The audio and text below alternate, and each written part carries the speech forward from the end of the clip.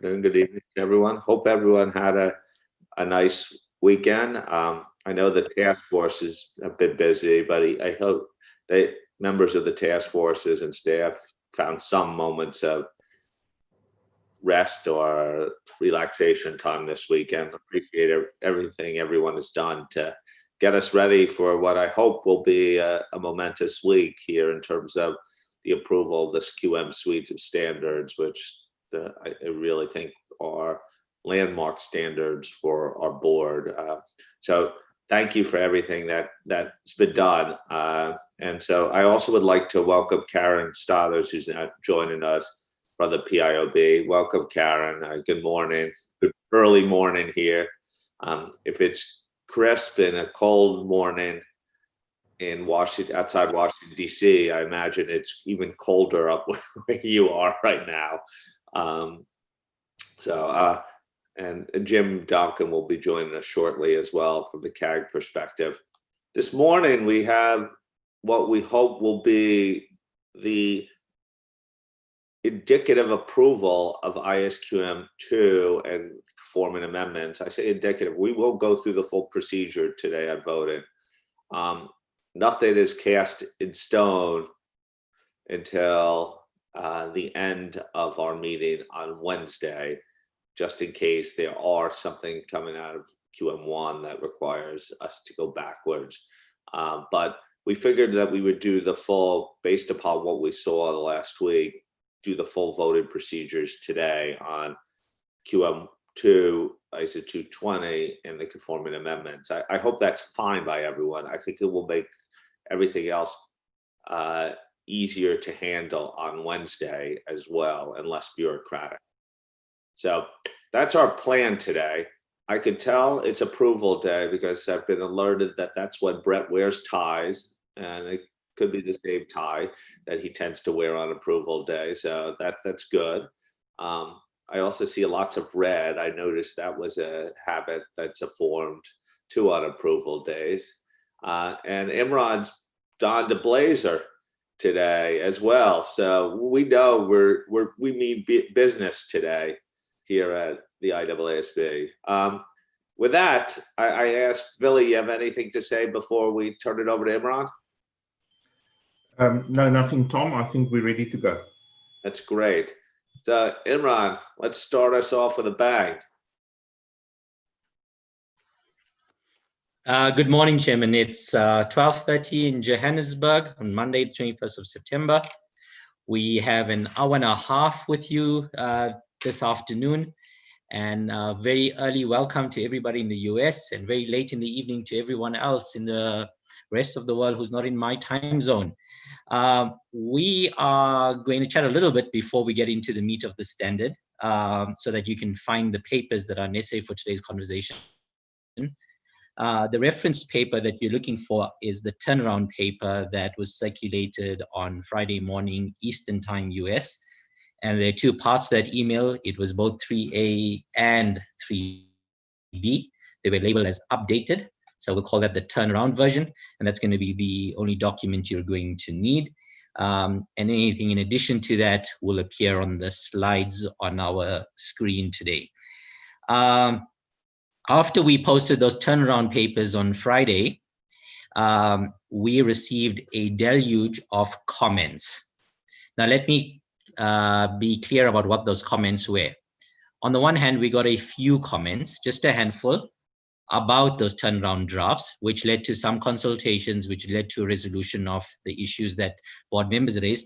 On the other hand, I got a number of comments about the coronavirus-related jokes that I shared on Tuesday. So the comments were on the lines of, we enjoyed the joke, but can you do that again next Monday? But on condition, can you keep the jokes clean? And can they be like dad jokes? So I recognize that there is a due process document on this, and only the deputy chairman of the board has access to those rules. So I had a call with Fiona to try to dig deeper into what these dad-friendly, clean coronavirus jokes were about. So as you know, Fiona is in in Australia. She's experiencing some sort of quarantine or lockdown or isolation at the moment.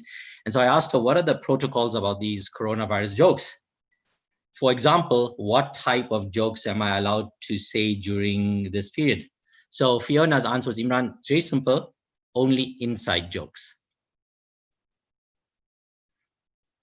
So I thought that was clever. But she said, if you're looking for a joke, I have a joke to share with you.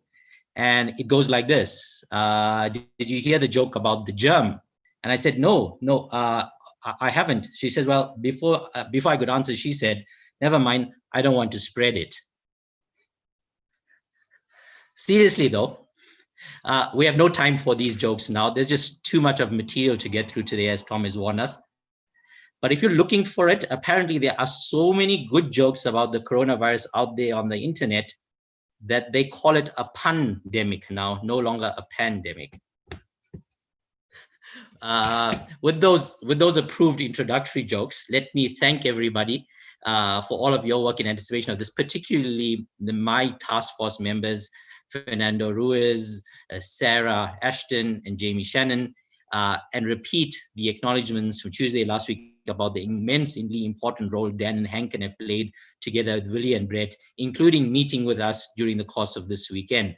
I would like to add one name to the list of acknowledgements, and that is to Phil for the work he's done on QC reviewing the various turnaround drafts. And of course, we have continued to coordinate where relevant between the task force chairs. I'm grateful for all of that, and there'll be many more thanks as we progress through this conversation. So what has helped us get from Friday to today are 3 particular consultation sessions. 3 groups of board members, particularly Eric and Johanna, made time to meet with us. Chun Wee did, interrupting his very special wedding anniversary celebrations to meet with us.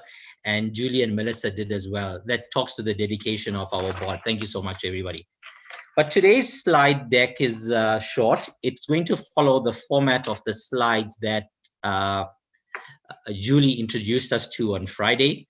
We have got a couple of things to do today. We are going to look at the revised draft of the requirements related application material in proposed ISQM 1, also known as agenda item, updated agenda item 3A. We're going to look at the revised draft of proposed ISQM 2, agenda item 3B, and we've listed 4 paragraphs here on this slide, A4, A30, 39, and 52, where we have some further revisions, which we will share on the slides and discuss with you.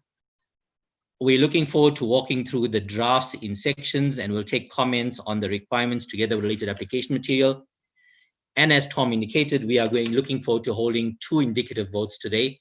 No vote on ISQM 1, only a vote for the approval of proposed ISQM 2, and the second vote on the question of re-exposure. So some feedback from last week on the next slide. Last week was a busy week for our colleagues in the ethics board.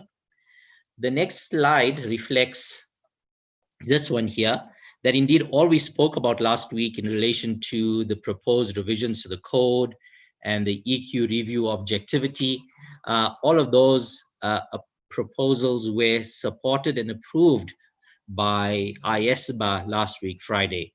So that's a picture of the IAASB board having a resoundingly supportive vote.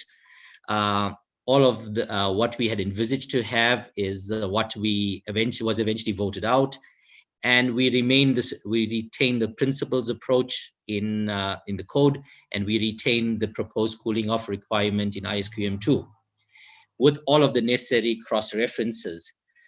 I think what we've saw the ethics board do is redouble its focus on EQR, including section headings, being clear about EQR being the subject of the revisions and not just the overall other words.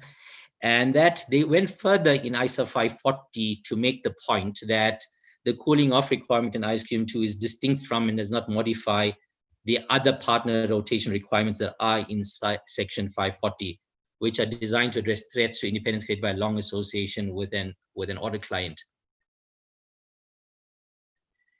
I just one slide, but the legacy of the slide goes back all of 3 years in terms of coordination. And it's an important point really to acknowledge the work of the ethics board. So without moving to the next slide, we're not yet there. I really just want to acknowledge that Arnold and Stavros, and later Tom and Stavros, were really totally dedicated to progress between the boards, and that this was a project in which this coordination could be well reflected. Whenever it seemed like we were facing insurmountable challenges, and that happened several times over the life of this project, their task force, led by Sylvie, and originally by Michael Astley, and supported by their technical director, Ken Seong, the deputy director, Diane Jules, and Kala Vijayan as the lead staff person, it really became a model for cooperation between the two boards. On behalf of our task force and our board, we really must thank them in our public session, because they did a number of things. And we have to remember this the next time they turn to us to do something. They opened their work program for the IAASB. They adapted our calendar. They accommodated the objectives of our project, and they did so in a very good spirit. And I think, Tom, you'll join me in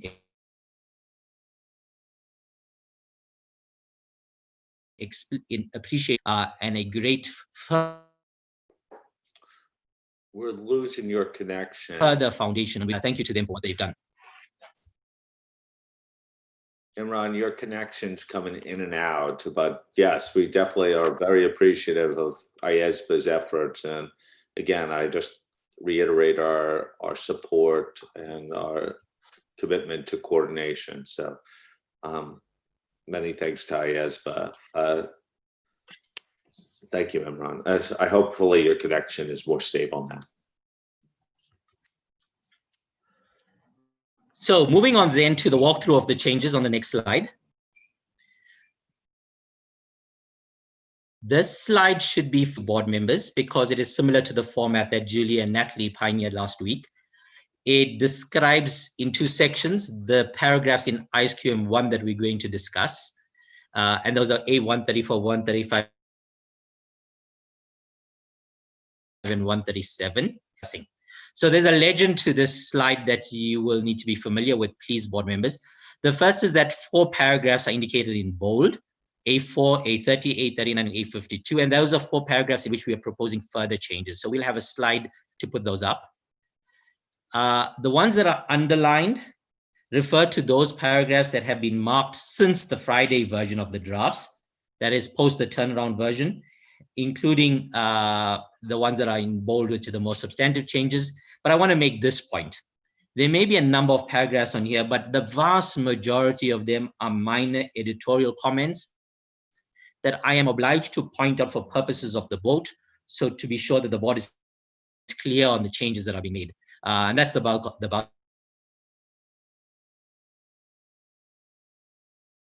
of them. And of course, we will pause using 4 in agenda item 3A updated, which is the second of the application material paragraphs. Board members will know. We're losing you, Imran. I'm sorry. That we have streamlined the construct of the first sentence. Imran, your connection is really unstable right now. I don't know, maybe turn off video would help, but we're catching about 50% of your words. Okay. Let me turn off video, Tom. Let me turn off video. I've turned off the video, and give me a thumbs up if that has any improvement. Okay, thank you. I see a thumbs up, Fiona. So 134 was mainly a streamlining paragraph. We improved the construct of the first sentence, and by removing the duplication of certain words, example, response, and responsive, and of course, certain condition, event, circumstances, and actions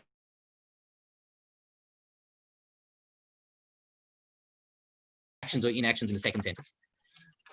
Having done so, the task streamlined second sentence is now very Imran, it's not working. Very closely aligned with the construct in A49 of proposed iron, which reads, so we're not offering any more changes here. Really what we're tabling is the turnaround version. Tom, I'll wait for you to stop me if there are any Yeah, it's really hard. questions. Moving on is the boxed example. Imran, I'm sorry to interrupt. We've only caught like 25% of what you said there. Is this, I think you're talking about A134 right now in the box examples, and you asked whether there are any comments or questions on that. Is that correct? I did, Tom, but what I will do in a moment is allow me just to disconnect, and I'll reconnect on another device and hopefully have a better line there. It'll take me 30 seconds. I'm already halfway in. Okay. Thank you. Anyone have any comment or clarification sought on that? Yeah, while Imran is reconnecting, just to reiterate what Imran mentioned about paragraph 1A34.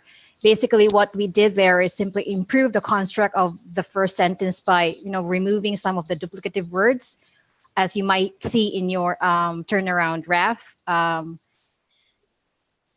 We further observe that by doing so, the second sentence is now more closely aligned with the construct in a similar paragraph in ISQM 1, that is paragraph A49. So if any board members have comments on that one, we'd be pleased to hear back from you. Any reaction from the board on that change? Thank you, Hankin. Thank you, Hankin. I have no hands. Okay. Thank you. Thanks, Tom. I'm back. So I'd like to move on then to the box, please, following paragraph A134.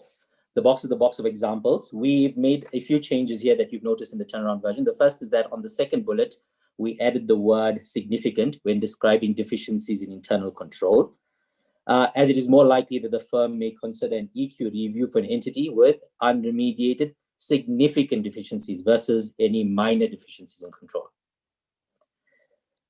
We also made minor editorial changes to streamline the lead-in sentence to the last three bullets in the box example.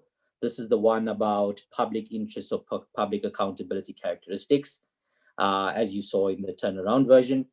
And then finally, in the very last bullet in the boxed example, where we used to reference large number and wide range of stakeholders, a board member raised the point that shareholders was not jurisdiction neutral, and that we should change that to stakeholders, and that's why we've made that change.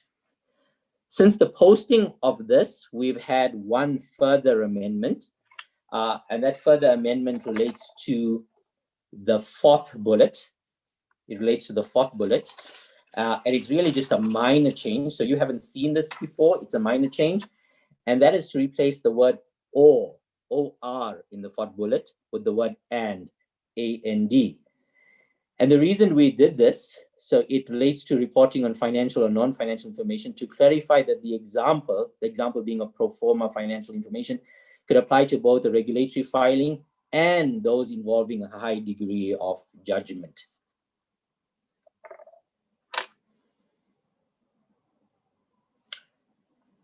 Tom, I'm recognize that those are not particularly significant, and unless you stop me, I'll continue with A135 then. Okay. Please. So A135 had no changes in the turnaround version. However, as a result of the coordination that took place over the weekend and discussions in the plenary last week, we have had to make changes in a few places in QM2 on the usage of the term individuals versus personnel. So I'll point them out as we go through them, and this is one of them. So in A135, we said that in the example that it would be by personnel who have specialized technical expertise, and personnel replaces the previous usage, which was individuals within the firm. So this is consistent with the changes that have been made in ISQM1, and then it's an alignment paragraph there. And then lastly, within this document, within this extract of QM1, we have to look at A137. So A137, we made a few changes, as you would have seen in the turnaround version. The first of those was that we got some really nice input from board members on how to streamline the first sentence to remove the perception that EQ reviews would likely be necessary for every public sector entity. So we've managed to adjust that. We clarified also in the second sentence that the additional reporting requirements relate to requirements for the auditors of those public sector entities, not of the public sector entities themselves. And then thirdly, we streamlined the third sentence to clarify the linkage to the second sentence. So this question of complexity of such reporting is important to users.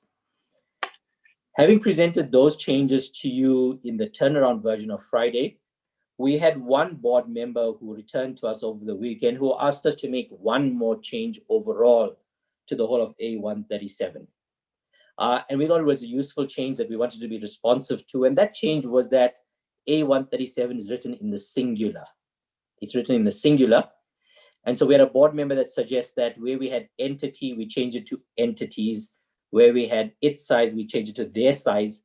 And so we've turned everything into the plural in 137. And that affects it in 5 or 6 places. For example, the word auditor becomes auditors and the word entity becomes entities.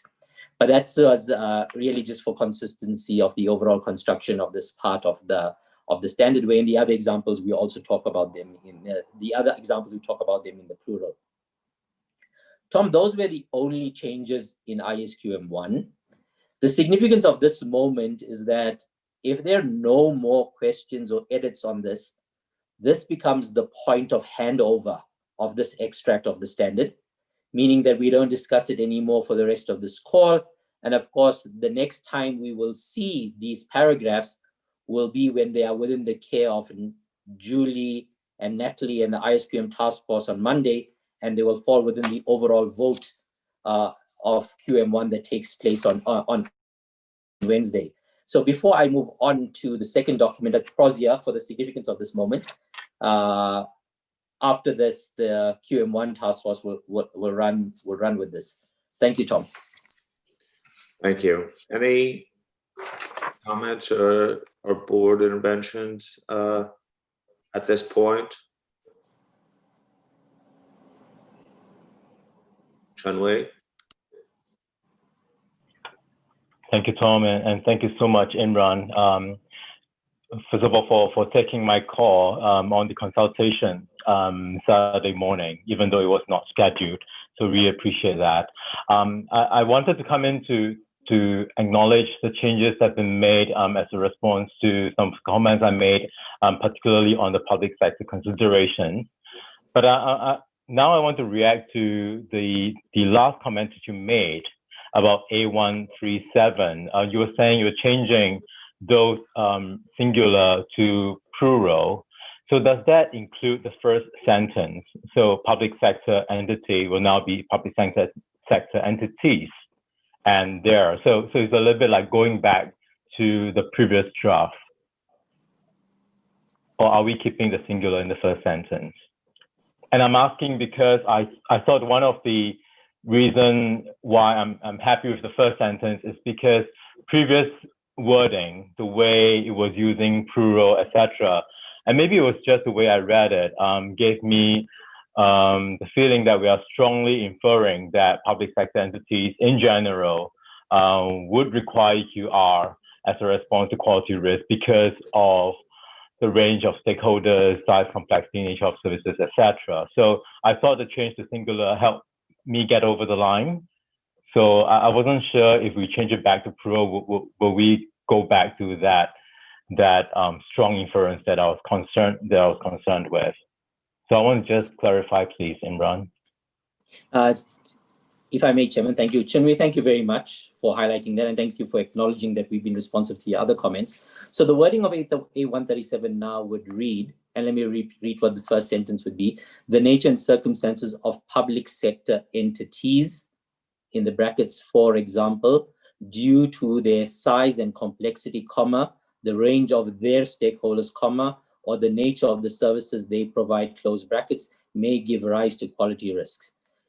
Chun-Wei, the view of the task force was that this, together with the changes that we made earlier, and I'm not repeating the changes that come later where we changed another entity to entities, really wouldn't leave anyone with a confused situation that somehow these public sector consideration would make every public sector entity subject to an EQR.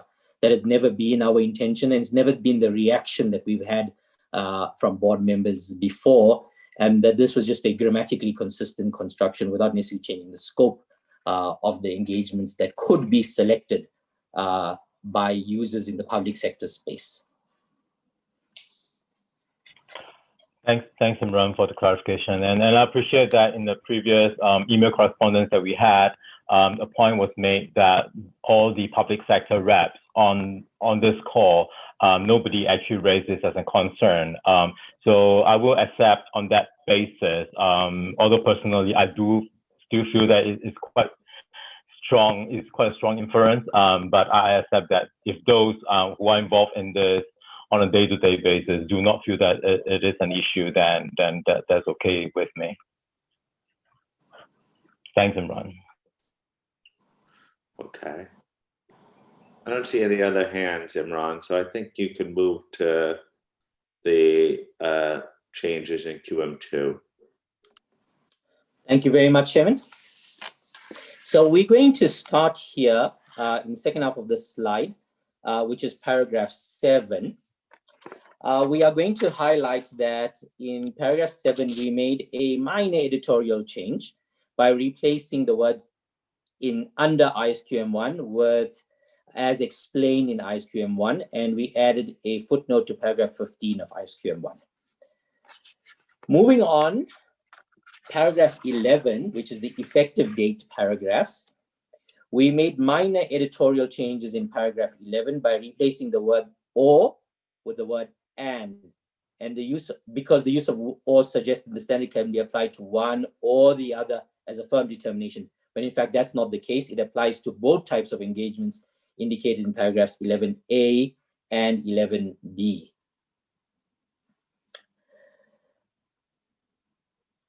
Moving on, we'll take the matching application material with these requirements. Where we come to is paragraph A4 on this slide, because paragraph A4 comes before paragraph 19. And this is the first of the slides in which we need to talk about two sets of changes.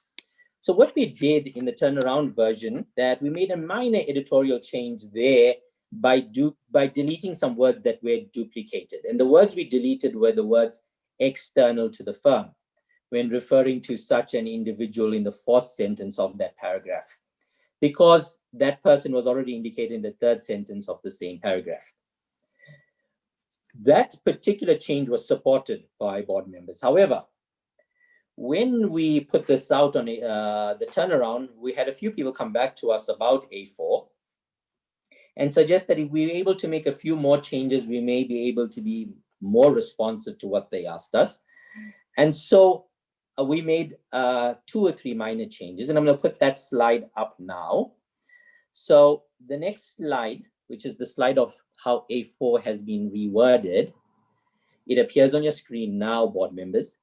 The first change is in the second line, where the word within has been made in the firm.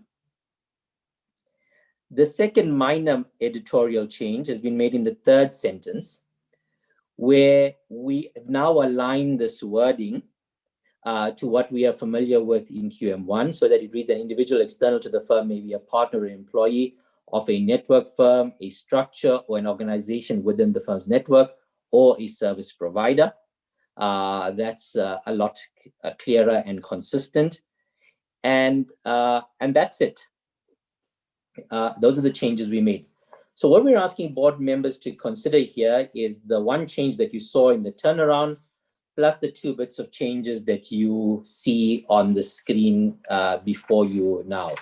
More than one board member had weighed in on the consultations on this, and we've gone back to both of them who've indicated their satisfaction with how we have addressed their concerns. I guess this is an example of where less is more. Fewer words have helped us get there. Tom, I think it's fair to pause for a moment for board members to reflect on these words. Okay. I'll stop for a second.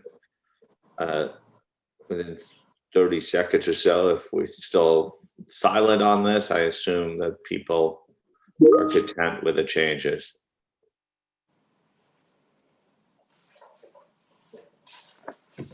Okay, Ron, no one's raising any hand. Okay, in that case, Tom, we can move on. So whoever's controlling the slides, can I ask you to move back one slide, because that's a handy roadmap to all of the slides that we're going to be, paragraphs we're going to be considering. Paragraph A5, we made only one minor editorial change in A5, and that was to delete this duplicative words of the following at the end of the lead-in on A5. So it was pretty straightforward. On A6, you didn't see any changes in the turnaround version, but since then, we've had to make one minor change thanks to the beady eyes of people who spotted this in the board. And that was in A6, the third bullet had the words information technology in it. And we are going to add within parentheses IT. So the first use of information technology in the standard, we're going to follow it with the letters IT. And that comes up one more time in the standard. And then at A10, sorry, I've jumped one. I should go back to A7. In A7, we streamlined the wording in paragraph A7 by deleting the words engagement level when referring to findings. You recall in the plenary on Tuesday, 3 different board members raised this comment, and with that level of support for the deletion, it was very easy to do. So board members, we responded to everyone who didn't like the use of the words engagement level in A7. The next paragraph is A10. A10 in the turnaround version had no comments. However, thanks to the alignment exercise done with QM1, this is one place where we had to change the word individuals to personnel. So I'll keep flagging these. I think it's necessary so you know what we're voting on, but this is one of those changes that came from the QM1 discussion on individual versus personnel. So that's caters for that batch of paragraphs up to A10. While I catch my breath, I'm going to get you ready for moving on to A12. A12 in our turnaround version was a deletion. It was classified as a minor change because we deleted again some duplicative words, and those words were subject to an engagement quality review at the end of the first sentence, as it was already indicated at the beginning of that same sentence. A13, here we had to make a small change that in consultation with our IAASB reps, we made this change to A13, and it relates to the long association with an audit assurance client in view of the change in the definition of the term personnel in ISQM1 and its related application material. The IAASB staff noted that the revised streamline wording is consistent with the principles in the IAASB code. And what we did there was we had words that said independence created by the long association of personnel with an audit assurance client, and that's been simplified to independence created by long association with an audit or assurance client. So there's nothing new there. You've seen that already in the turnaround draft. The next paragraph close by here is paragraph A15.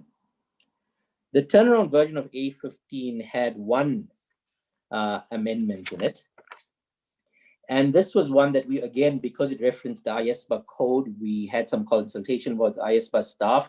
And we made a minor editorial change to 15 in which we said, in view of the changes in the proposed revisions to the code relating to the objectivity of EQ reviewer, we should refocus that example in the first bullet. And so what it says now, it says circumstances where threats to objectivity may be created when a professional accountant is appointed as an engagement quality reviewer. And this is consistent with how they have refocused in the code. They've made it narrower or focused, and we capture the same focus in our A15.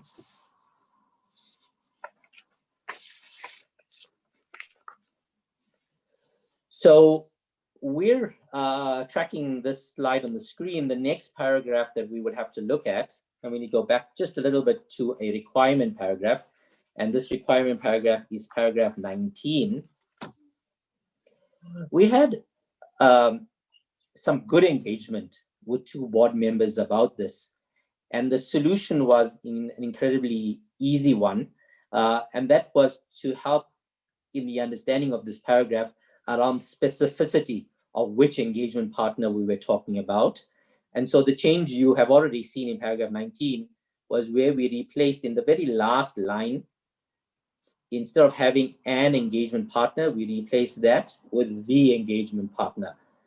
So it is the same engagement partner that is being talked about elsewhere. So there's no confusion about who that engagement partner is.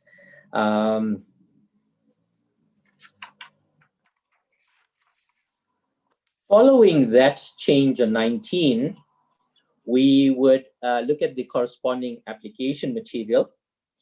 Its application material sits in paragraph A17. The board would have seen in the turnaround draft that we made truly a minor change on A17, and that was to split the opening sentence into two parts, so that we ended up with two sentences, and we did that for clarity's sake, so that we now have this first sentence that reads, in recurring engagement, the matters on which significant judgments are made often do not vary, full stop, and the second sentence starts with therefore.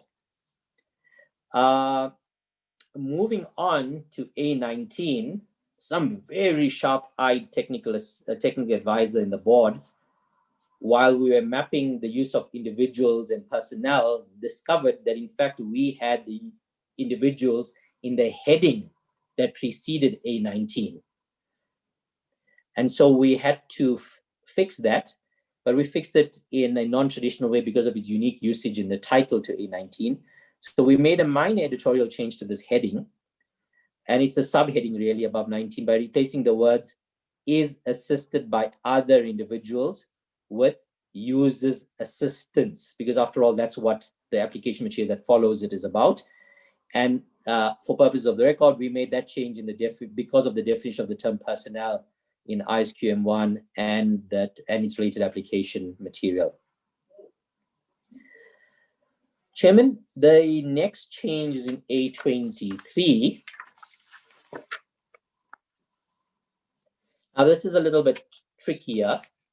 And the reason I say so is because whatever we showed you in the turnaround version of A23, and that really was some amendments that were on the second bullet, the task force, after getting board members' reaction to this, was that we needed to reverse the change that we were proposing. So in a nutshell, A23 is going to be the same version as was discussed by the board last week, Tuesday, and I'm going to explain the reason why now. So an observation was made that the wording becomes aware of circumstances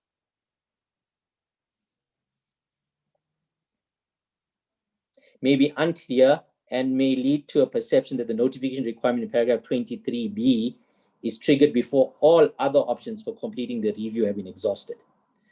So the task force, after some considerations of various options, believes that the current wording and of becoming aware of circumstances and notifying the appropriate individual in the firm in the leading sentence of paragraph 23 captured the circumstances adequately when the EQ reviewer may have concerns about the eligibility, and therefore we didn't have to make any comments or changes to A23. So we reverted to the original wording of A23 by deleting that phrase that you see in red, which was after pursuing other options such as identifying eligible individuals to assist in the review. In the second bullet, we've deleted all of that. That's a particularly tricky one. I hope that that change is clear to the board. The short version of this is that there's no change in 23. 23 is as per the posted papers last week Tuesday.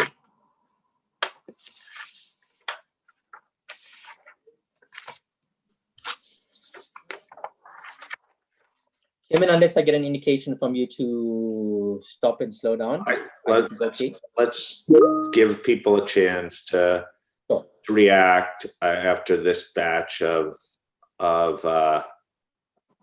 comments and thank you. And then I'll start it out. Any questions or clarifications needed?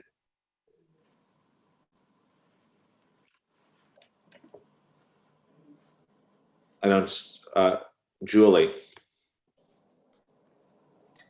Imran, it's just a question. You referred to the reversal of the change in A23. Are you going to cover was that how you were covering our comment then on paragraph 23? I just want to be clear because there still is a bit of a challenge with paragraph 23. I just wanted to make sure I noted that on the record. Yes, that's how we. 23 on your list. That's why I'm asking you. Yes, I don't have 23 on my list, but I'm happy to respond to that, Julie.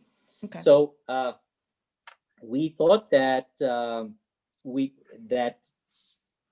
light of the various comments that we received and the challenge that either one of the solutions we had proposed, we had considered that the way to deal with it was actually to leave 23 as it was.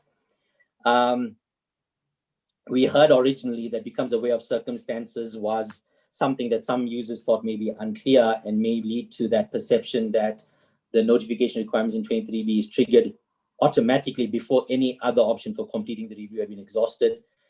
We thought that that was sufficient, especially as this is an area in which firm policies and procedures are likely to be developed to cater for all of those intermediate steps. And the task force's commitment on that particular point, Julie, and thank you for raising it, is that we would look forward to clarifying that indeed in implementation support material on this paragraph of the standard. And we envisage that an FAQ could help answer the question and issue that you have raised. Okay, Tom, I think that sufficiently addresses my point. I just wanted to make sure that we had done some consultation with the task force on that point, and we do think that the wording of 23 could be interpreted to trigger a discontinuation of an EQCR at a timeline that wasn't necessarily intended. And so the task force has come back with their solution around implementation guidance or an FAQ. We think that's sufficient to deal with our concern, but just wanted to note it in the meeting here. Thank you for your understanding, Julie. So A29, there are no new changes there. The turnaround version showed that in the very last sentence of A29, we made a minor editorial change to align it with the wording in 25C1. That is when applicable to the type of engagement. So that was a good catch, whoever picked that.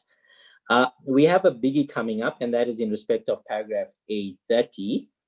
A30 has got a number of bullets, 1, 2, 3, 4, 5, 6. We're interested in how we have dealt with comments that we've received in bullet number 6.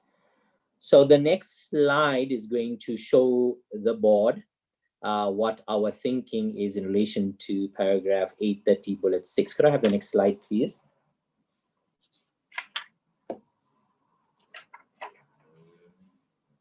I don't see the slide yet. Okay, it's now there.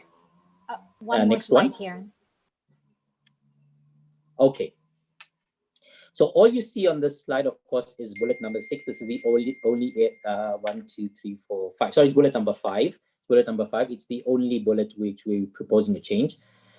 This was a bullet that we had 2 or 3 board members come and see us about, and they raised with us their concern about the language that talked to this firm's commitment to quality, and whether we could be making it clearer, especially since aspects of the firm's concerns are covered in bullet 2 in the same paragraph. So what we did was that in view of the changes in ISQM 1, when referring to concerns raised about the commitment to the quality of the firm with personnel, we streamlined this 5th bullet of paragraph 830 in the context of the findings relevant to the engagement. And so it became other concerns raised about the quality of the work of the engagement team. The task force's observation was that quality concerns related to the firm actually are already captured in the 2nd bullet of paragraph 830. So there's no change in the 2nd bullet, just this change in paragraph in the 5th bullet. So Tom, I'm going to stop here. Board members who had an interest in this may want to reflect that they're satisfied with the change that we've made here. Okay, any comments on the proposed revisions to A30?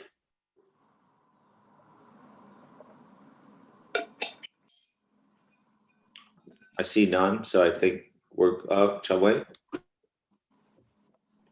Thanks, Tom. Thanks, Imran. I just want to come in. I'm one of the board members who raised concern about this bullet point.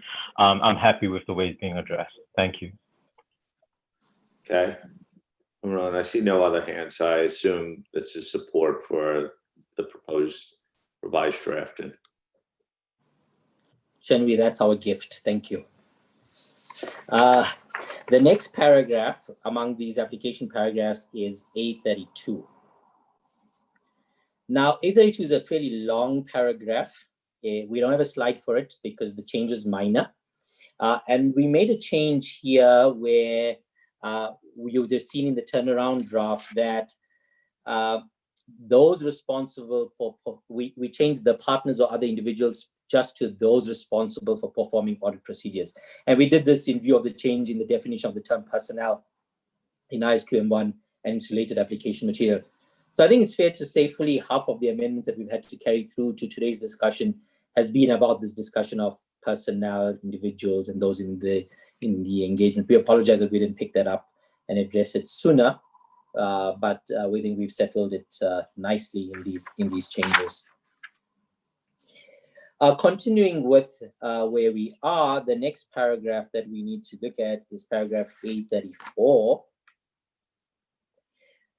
What we did in A34 is that we had to streamline it by clarifying that deficiencies related to significant judgments for certain accounting estimates for a particular industry may be relevant to the significant judgments made on that engagement.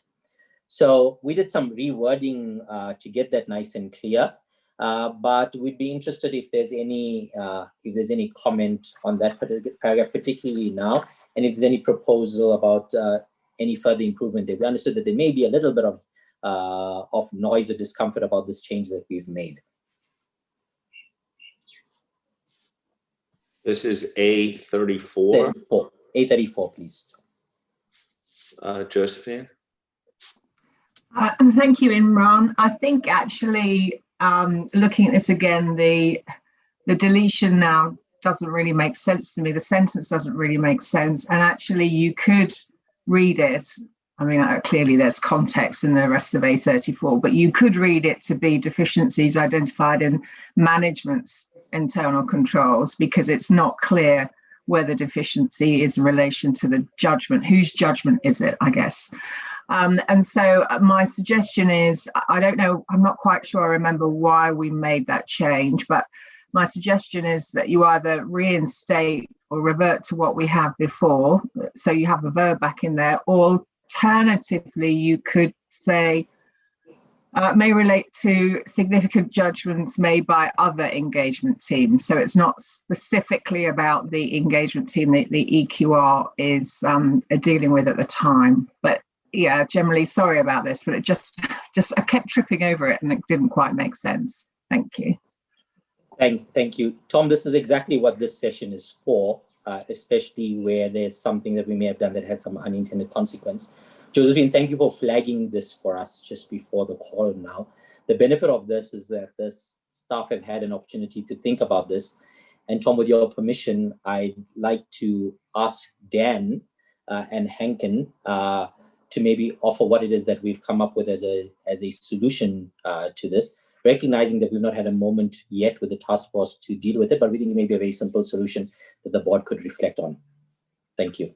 So the issue here was the deletion of the words made by engagement teams, and Josephine's preference that perhaps those words be reinserted or some other solution.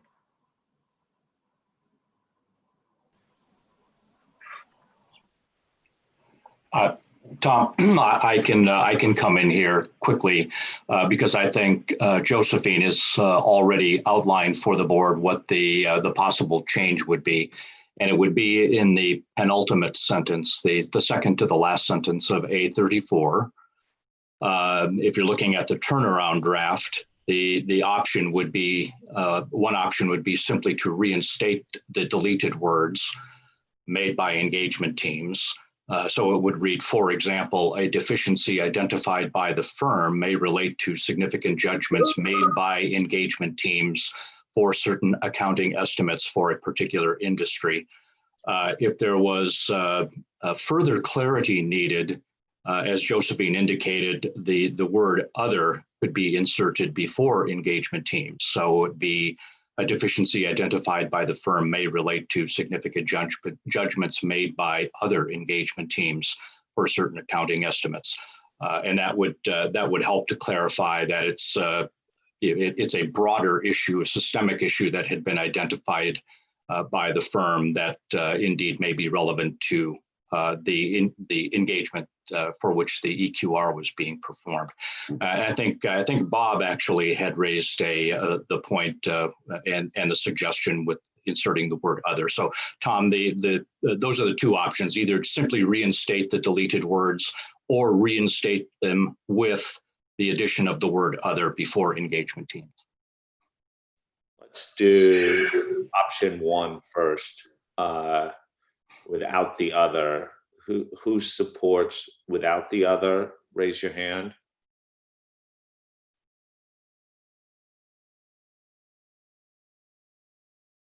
Who wants the word other inserted with the suggestion? 1, 2, 3, 4, 5, 8, 9. Strong majority for the addition of other. Just for clarification, the going back to the insertion of the words plus the addition of others not going to cause anyone major heartache.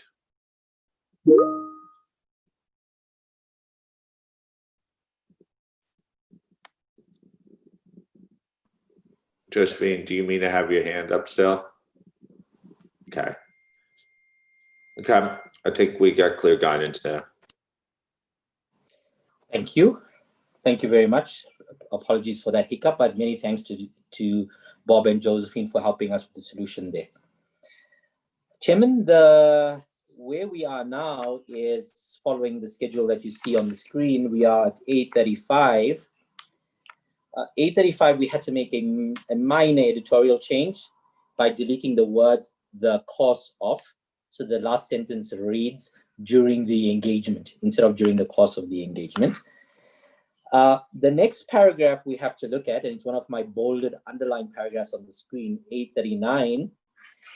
This you'll recall my good friend Josephine brought to the board's attention on Tuesday, that the way we had presented this was potentially not complete and wouldn't have met her approval. She's been extremely helpful and supportive with us in working through alternatives around 8:39, and we have other board members come and see us about it as well. So before we turn to that 8:39, it's going to come up on the screen shortly, the new paragraph 8:39. You'll want to look at it in both of the versions that we have up. We have provided you a marked version at the top of the screen, as well as a simplified clean version at the bottom of the screen. So 8:39 is now to read that the information obtained in accordance with paragraphs 25A and B. So the benefit of this construction is we didn't repeat everything that was in A and B, and the review of selected engagement documentation will assist the engagement quality reviewer in evaluating the engagement team's basis for making the significant judgments. That sentence, of course, continues with other considerations that's there in the original text that will remain. So this is a change post the turnaround. We are of the view that this is a further enhancement on what we shared with you earlier. And I'd like to pause on this point to hear if there's any other comments. And certainly we've heard back from Josephine offline that she's happier with where we have landed with 8:39.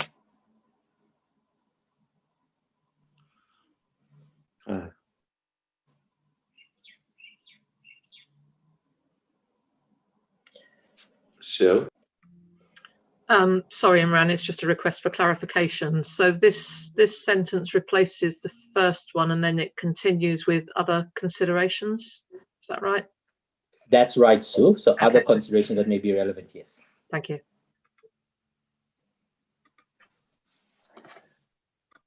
okay. Fiona?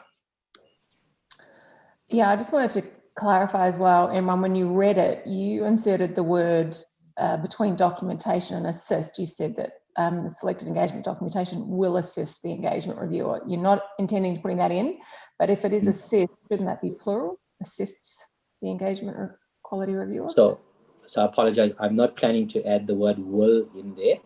So it'll read as it appears on the screen. Okay. Thank you. And I think that should be a plural maybe. But anyway, you can work that out. Thanks. Okay. Josephine? Yeah, I just want to say thank you very much for all the work that you put into this. I am clearly no longer irked by it. I agree with Fiona that you've got a plural there, and so that would be a minor change. But other than that, I'm also comfortable with the revisions. Thank you. Thanks again. And just confirming that it's intentional that you keep the article "the" before significant judgments. Yes, it is intentional. Okay. Okay, so to summarize where we are on A39, A39 in the voting version is as you see it on the screen with the change of the word assist to assist. Right. Thank you very much for your feedback on that. A41, we made a minor editorial change there by replacing the word supported by with together with.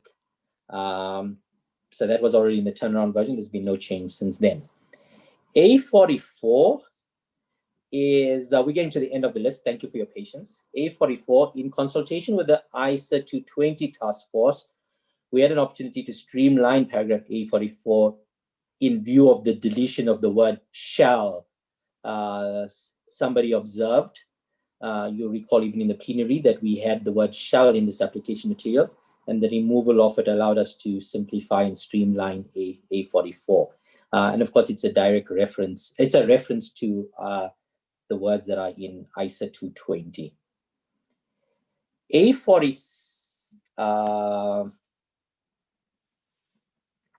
this is the point where we're going to have to pick up 25G, which is the change we've made to the application material.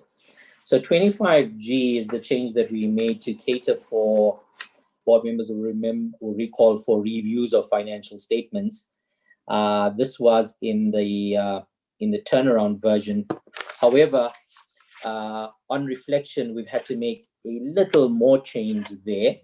So we made a minor editorial change in paragraph 25G1, and I'll allow you to find it, so that we could align the wording exactly with our paragraph 11A, and that really was to make it plural for audits of financial statements as opposed to for an audit of financial statements. So we just matched that language in 25G1. 25G2 is as you see it in the turnaround draft. While the task force originally concluded review engagements in accordance with ISRE 2400 could technically be captured within the term other assurance engagements that was previously our G2, the use of such terms in paragraph G2 is inconsistent with the use of the term in paragraph 11B. Therefore, we had to add a new paragraph 25G2 related to reviews of financial statements in accordance with ISRE 2400 revised. And we added the reference to appropriate application material there, which is A47, which allows us to then look at A47, because we had to make a little bit of a change to A47 in the turnaround draft that you have. And what did it say? We added a sentence at the end of it, really to reflect the scoping in of the specific highlighting of reviews of financial statements. So there was a sentence that was added at the end of A47. We had no feedback on that in the turnaround version. People were happy with that.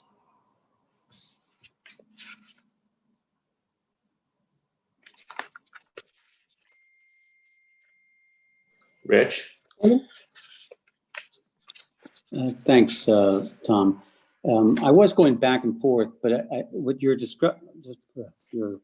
discussion right now, Imran, about 25G did help me because I could see the construction of 11 and 25G. And my question that remains is probably a, this is how we do it type of a response from you or from Dan, but we refer to ISRE 2400. Is there a reason why we don't refer to 2410?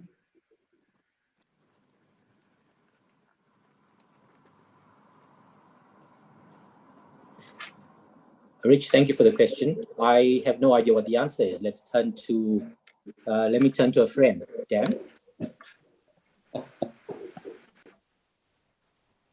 Dan? Yeah. I think the only answer, Rich, is the task force believed that the reference to reviews in the objective and in the effective date, or in the effective date rather, was referring to reviews in accordance with 2400. Actually had not discussed anything else. So I don't know if other board members have a thought there. I think the intent was that audits or reviews would be either audits of financial statements or reviews under 2400, and that perhaps interim reviews would be swept under audits. That if that there was an EQR done, that perhaps that would be done in connection with the audit. But that the task force, frankly, has not talked about that. And maybe something that could be clarified in implementation guidance if needed, Tom. But other board members may have a view. Rich? Yeah. So I hear that, Dan, but I'm to me that leaves me missing. You know, there's something missing by that response. I understand how that could be a potential way to look at it, but I would have thought you could fix that. I mean, they're both reviews, and a 2410 review, while it means I'm an auditor of the entity, they are separate reviews, a separate reporting. So I would have thought, maybe I'm wrong, but that you could have easily just fixed it through adding that to A47, and then when you look at A11, 11 and 25G, in connection with A47, you realize it's all the reviews. And so you don't have to fix it in each of the three places. But I think we'd be missing something if we don't bring in 2410. And I think that people, and I don't think a subsequent 2NA or something is going to help you because it's part of the standard. AM's here already. Billy? Sorry, Tom, the thought I just had, and I'm trying to just find it, maybe the QM2 people can tell me if I'm wrong or not. Do we refer to ISA 3000 revised specifically? I don't seem to find that. If I go to paragraph A48, we just refer to for other assurance and related services engagements without referring to any specific standard. And I wonder if the solution wouldn't be to just refer to review engagements in general as we refer to other assurance and related services engagements in general. Because that might also future-proof the standard a little bit by not referring to specific standards. So Tom, we have two options available to us. One is to add the reference to 2410 at the end of A47. And the other is to delete the reference to 2400 at the end of A47 and to write it so that it only refers to reviews of financial statements. Can I turn to my technical staff to see if we have potentially a task force preference of which construction would work better? If not, Tom, we'll turn to you to see if there are any other views from the board to give us some direction on this.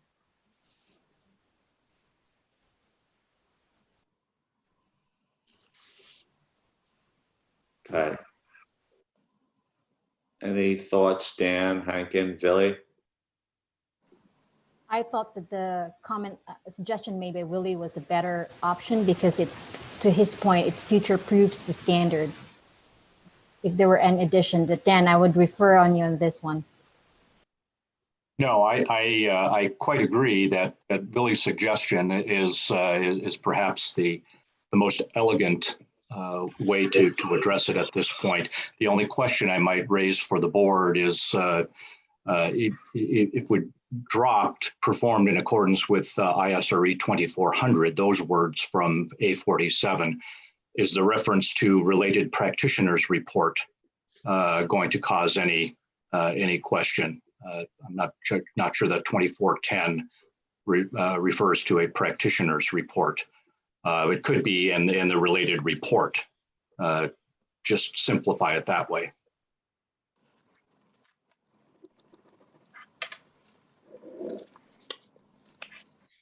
So the recommendation, as I gather, drafting on the fly, is that the last sentence of A47 in response to the great comment from Rich is be reworded using the suggestion from Vili to read that the guidance in this paragraph also applies to reviews of financial statements and the related report. Full stop. With no reference and no footnote. Vili, is that just confirming? Yeah, that's what I suggested, but I must say I would actually prefer to keep practitioner's report.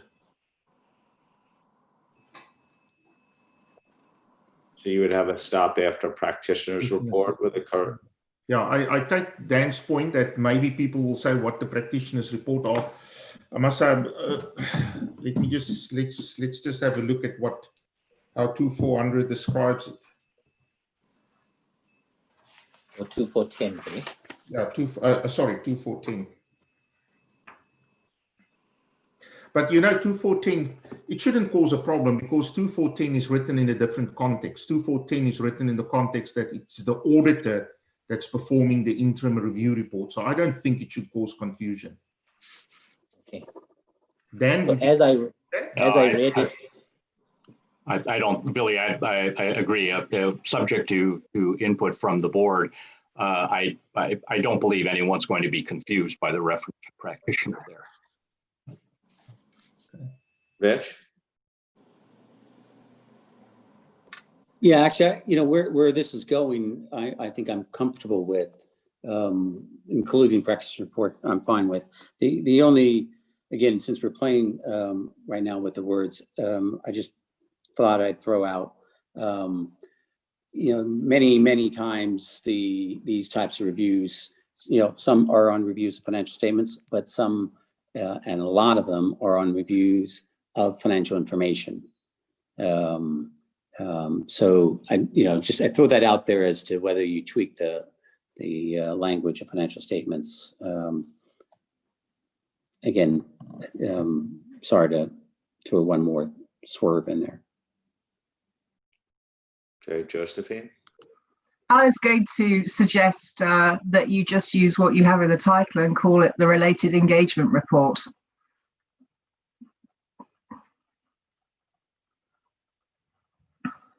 Instead of related practitioners report? Yeah. Okay, that's a modification of Vili's proposal. Josephine, sorry, Fiona?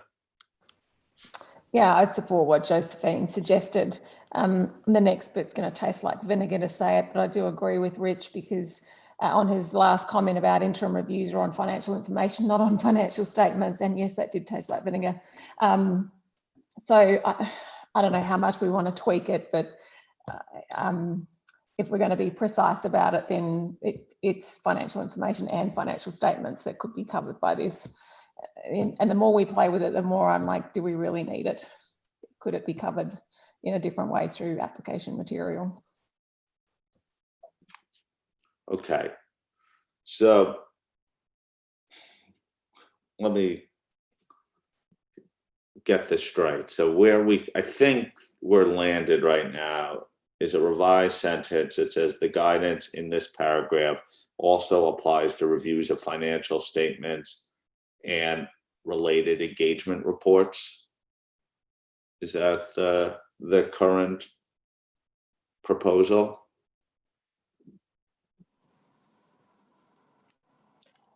And That is the related engagement report. it's the singular, the related engagement report.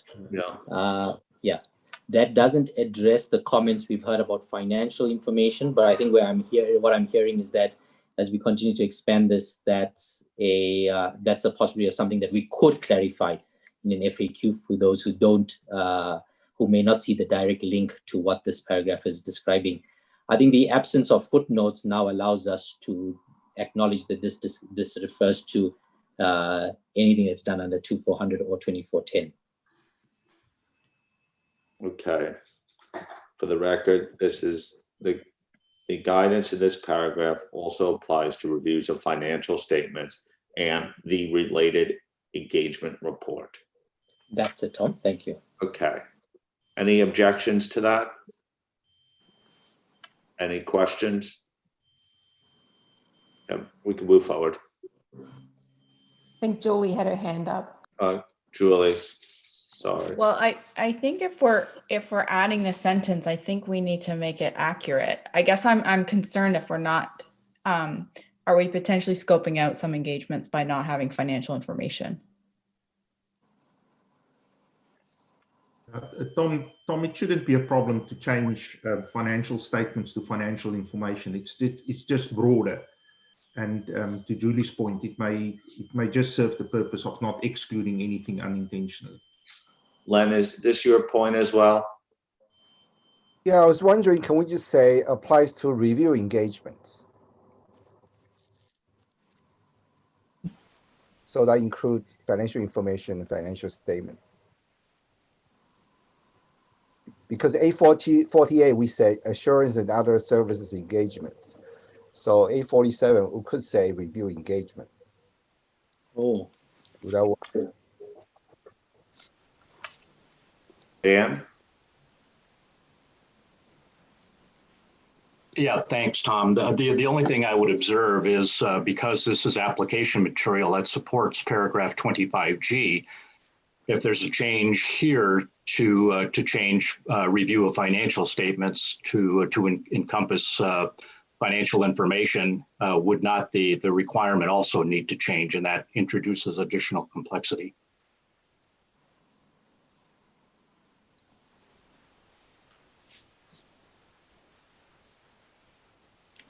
Okay. We're next on this one. So Dan, can we go forward and come back here in a moment, Tom? Would that be possible? Since we have one paragraph to wrap this up.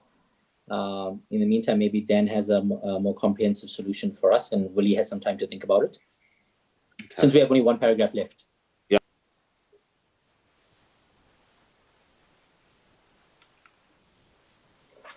Sorry. Two. We'll return to this paragraph and get clarity on where we're going. Okay, thank you. So on A48, so we're done with A47. On A48, we had to make a small change in the leading to it for other assurance and related services engagement instead of or. And then that allows us to move on. Sorry, you can move back one slide, please. Move back one slide. Allows us to look at A52. So A52, we had to make a few changes here. The first is information technology to IT, just to deal with that acronym. We clarified in the fourth sentence of paragraph A52 that the engagement quality reviewers procedures may also be documented in other ways. For example, in the minutes of the engagement team's discussion where the EQ reviewer was present. As a result, we deleted the last sentence that we had previously added into the paragraph, which was merely a repetition of what was in the requirement of paragraph 29. We thought that repetition didn't add anything to this application material at all. The consequence of all of this is a slimmed down, trimmer paragraph A52. The key change being the deletion in the last sentence, and the addition of the words in other ways.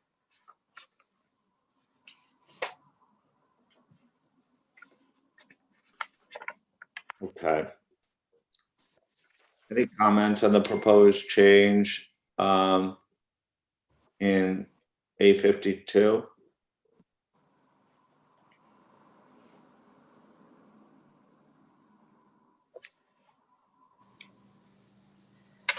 There isn't. Tom, it was just to say that we had raised this point through our comments, and we are happy with I think we had suggested deleting it, so we're happy with that suggestion. Imran, you were about to come in? No, happy to hear Julie's response there. Thank you. Any objections to the redrafting?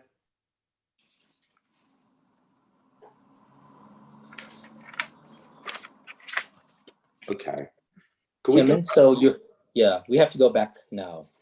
And I have a general question on Yes. A47.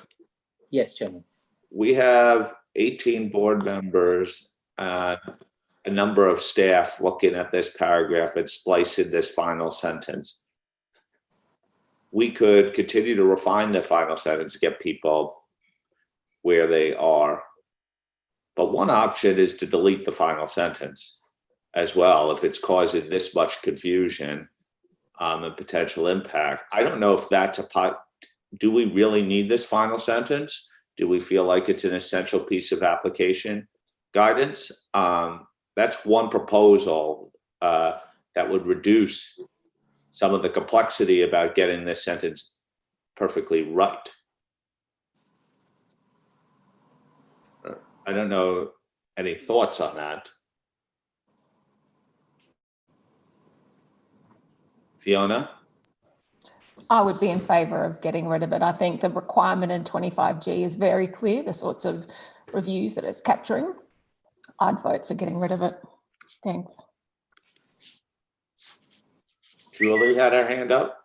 I'm in the same place as Fiona. I would vote for just removing it, Tom. Rich?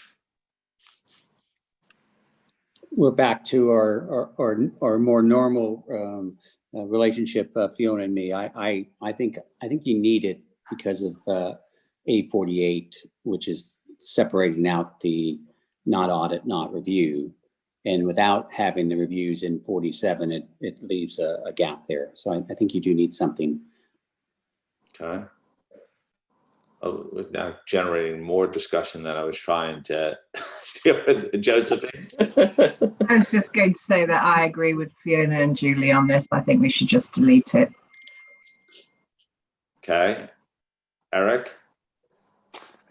Oh, no.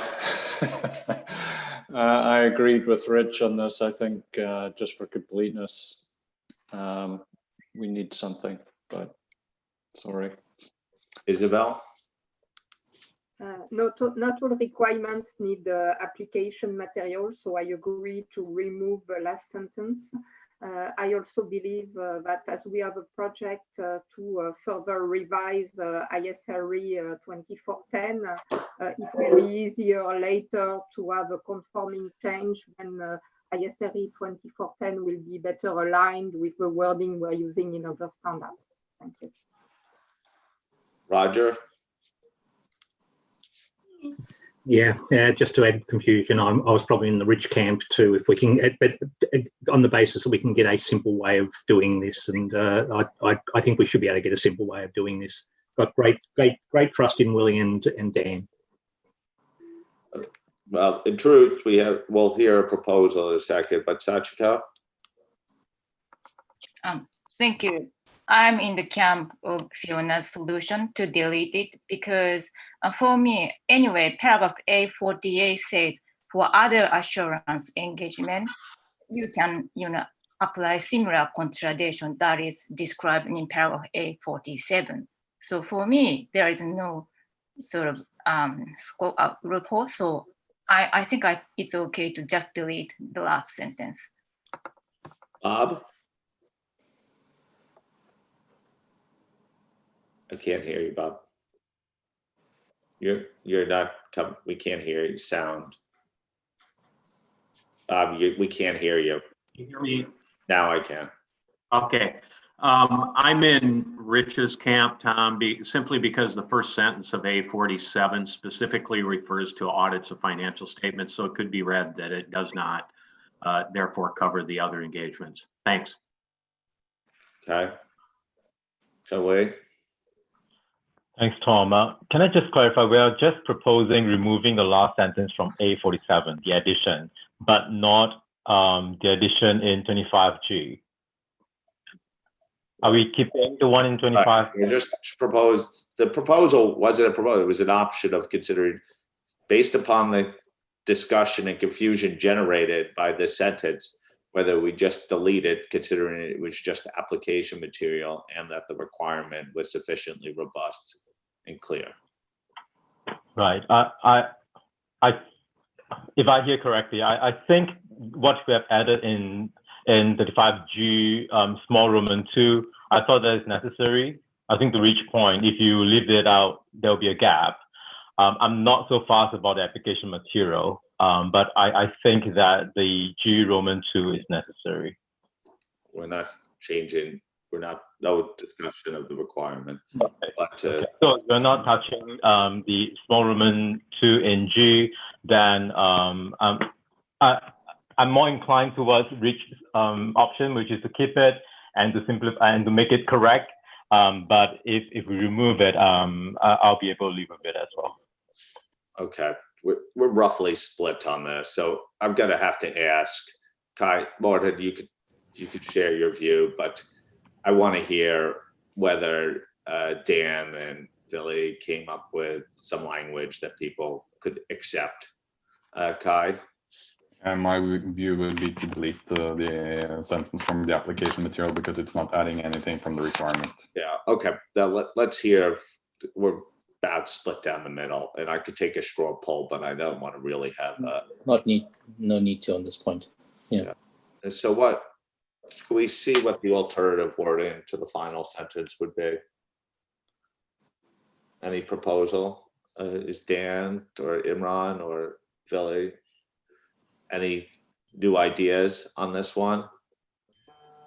So Tom, it's very difficult to do this over Zoom and Teams messages and emails, but let's see what we get to. Dan, please jump in as we go along. A solution we found that could work for, because board members are right, that if we change A47, we'll need to look at the requirement as well. So if you look at 25G, Roman 2, it could then read for review engagements, the financial statements, sorry, I've just lost my place here. I'm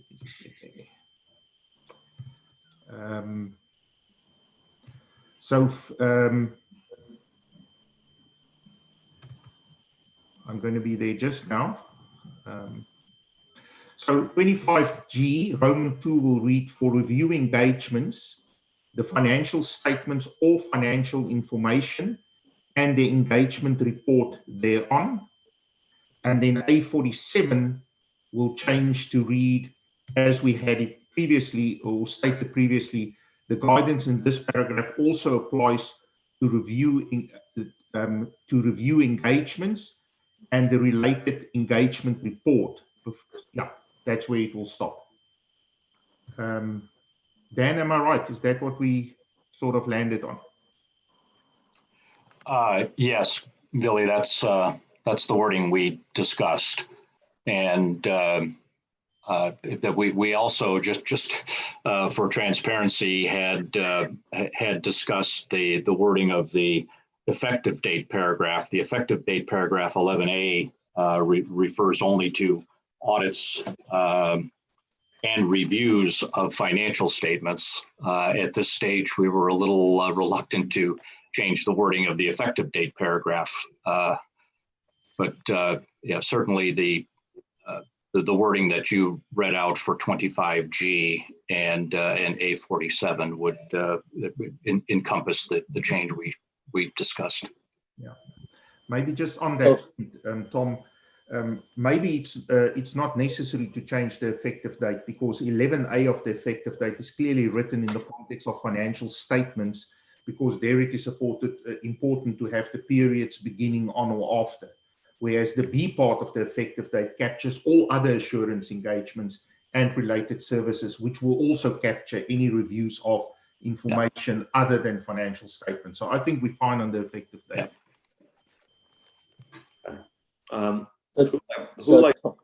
Imran? So Tom, can I read out for the purpose of clarity what then is what it is that you're asking us to think about? G2 in the requirements is being reworded, and A47, the last sentence, is being reworded. The way I've captured the change to G2 is that the lead-in will be review, Roman 2, for review engagements, the financial statements or financial information, and the engagement report thereon. Yes. The financial statements or financial information and the engagement report thereon. In A47, the last sentence is now going to read, the guidance in this paragraph also applies to review engagements and the related engagement report. That's it. Okay. Okay, and in that construction, we cover both possibilities, financial information and financial statements, and we future-proof it without referencing any of the underlying standards. Okay. Tom, over to you. Okay, thank you. By show of hands, who is either happy with that proposed text or could live with that proposed text as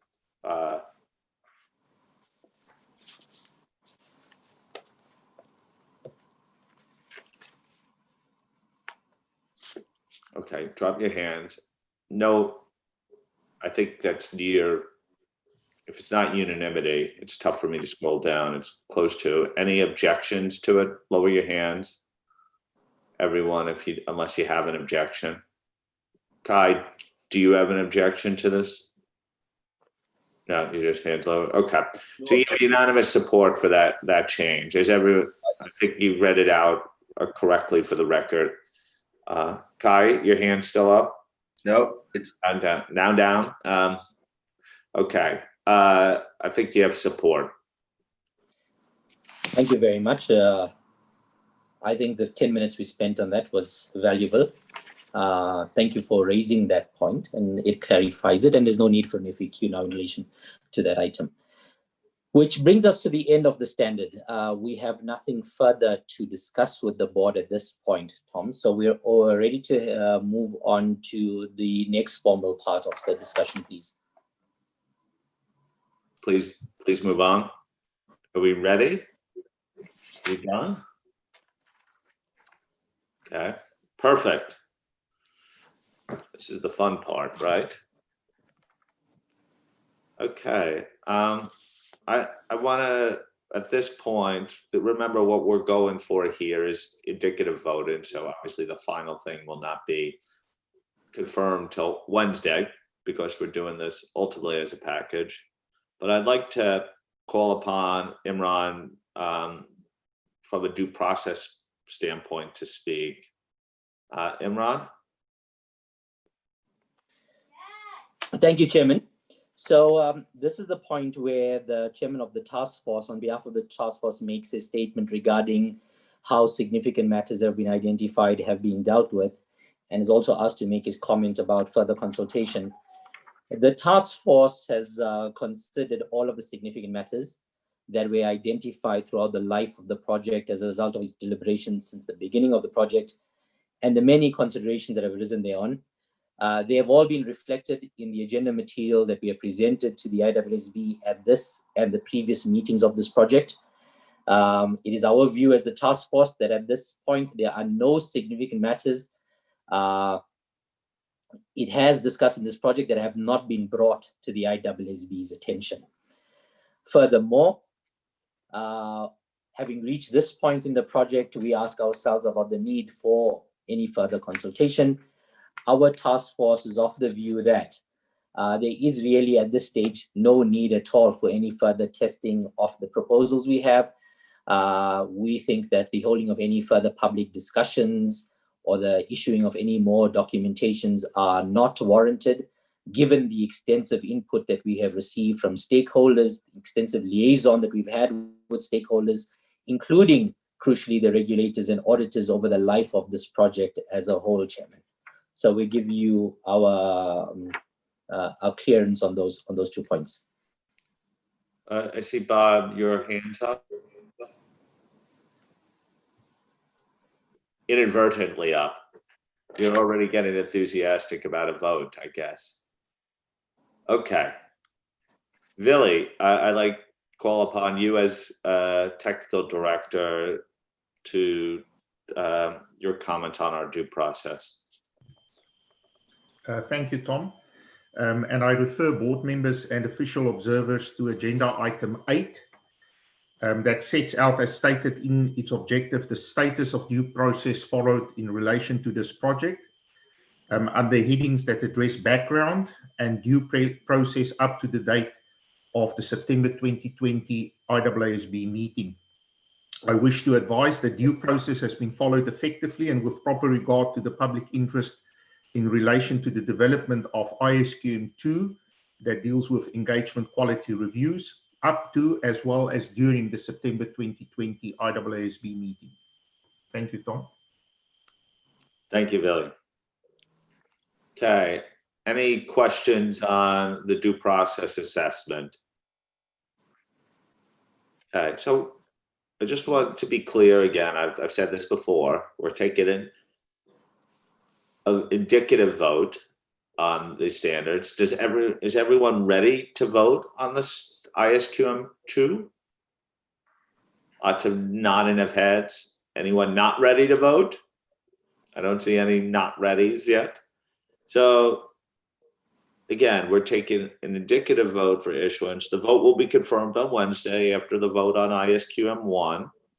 After the QM1 vote, everyone will have the opportunity to change their vote on QM2. A change of vote is expected only in respect of a matter arising from the text of ISQM1. As part of the approval of ISQM1, the board may direct the staff to change the text of QM2 to conform with ISQM1. If needed, we will rehold the vote on Wednesday. If not, then the chair will enter the vote from Monday into the record. Okay. On ISQM 2, the way I'm going to do it is abstentions, then against, then votes in favor. Anyone wish to abstain from the approval of ISQM 2? I'm looking for any hands. You raise your hand. No abstentions noted. Anyone wishing to vote against the approval of ISQM 2? No hands noted. That leads me to believe that we will have lots of votes in favor. Who would like to vote in favor of ISQM 2?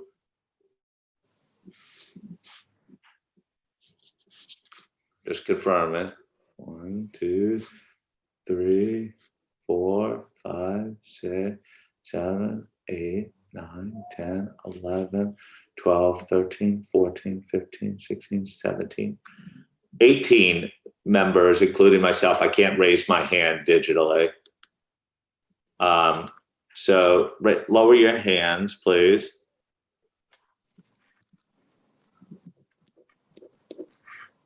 Okay. So we clearly have approved, at least in an indicative way, ISQM 2. So at this point, I do not need to call upon any members to explain their dissenting vote. So congratulations. And I'd like to, first of all, congratulate the task force, all who've been involved with QM2 on their exceptional efforts. And this isn't just board members here and TAs and staff of today, but for those who've been part of the great journey on ISQM2.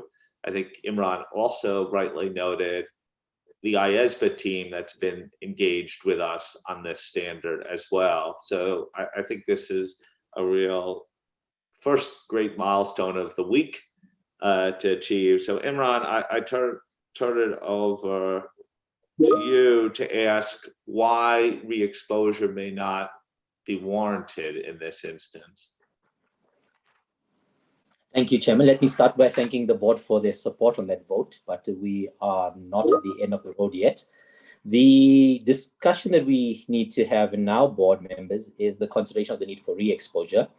We have prepared a paper, which is part of the originally posted papers, described as agenda item 3F, which presents the task force's analysis of whether our ISQM2 needs to be re-exposed.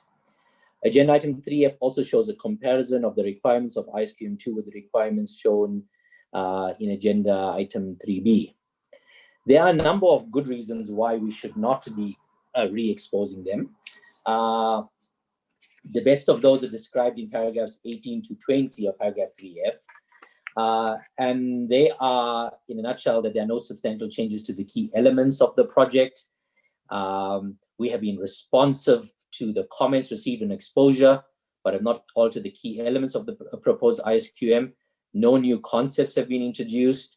And in essence, the changes to the text post-exposure in response to feedback from respondents to the ED and do not fundamentally or substantially change the proposals in the ED. Furthermore, the task force is of the view, board, that the re-exposing of proposed ISQM2 will not result in new information or concerns that have not already been aired through the comment letters that we received on the ED, or the subsequent outreach and consultation activities as presented in Annex B to that, in Appendix B to that paper.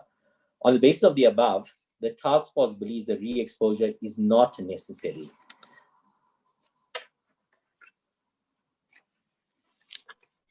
Okay.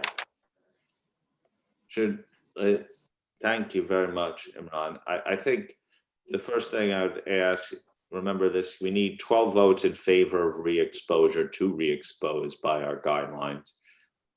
Any board member seeking to re-expose ISQM2, raise your hand. No hands raised. Those abstaining from the vote, raise your hand.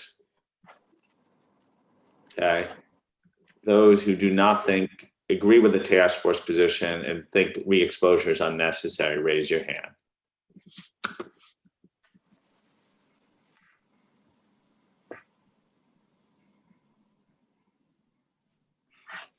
You get manual for me. Okay, hands down, unanimous for agreeing that it does not require re-exposure.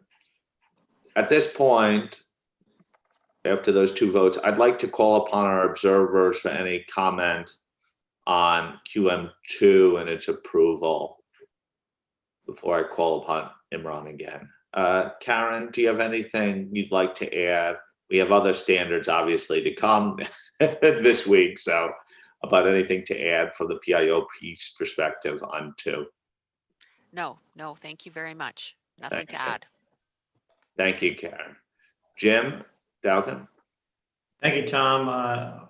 Congratulations, and I think you've incorporated the comments from the CAG throughout the process, so I don't have any additional comments.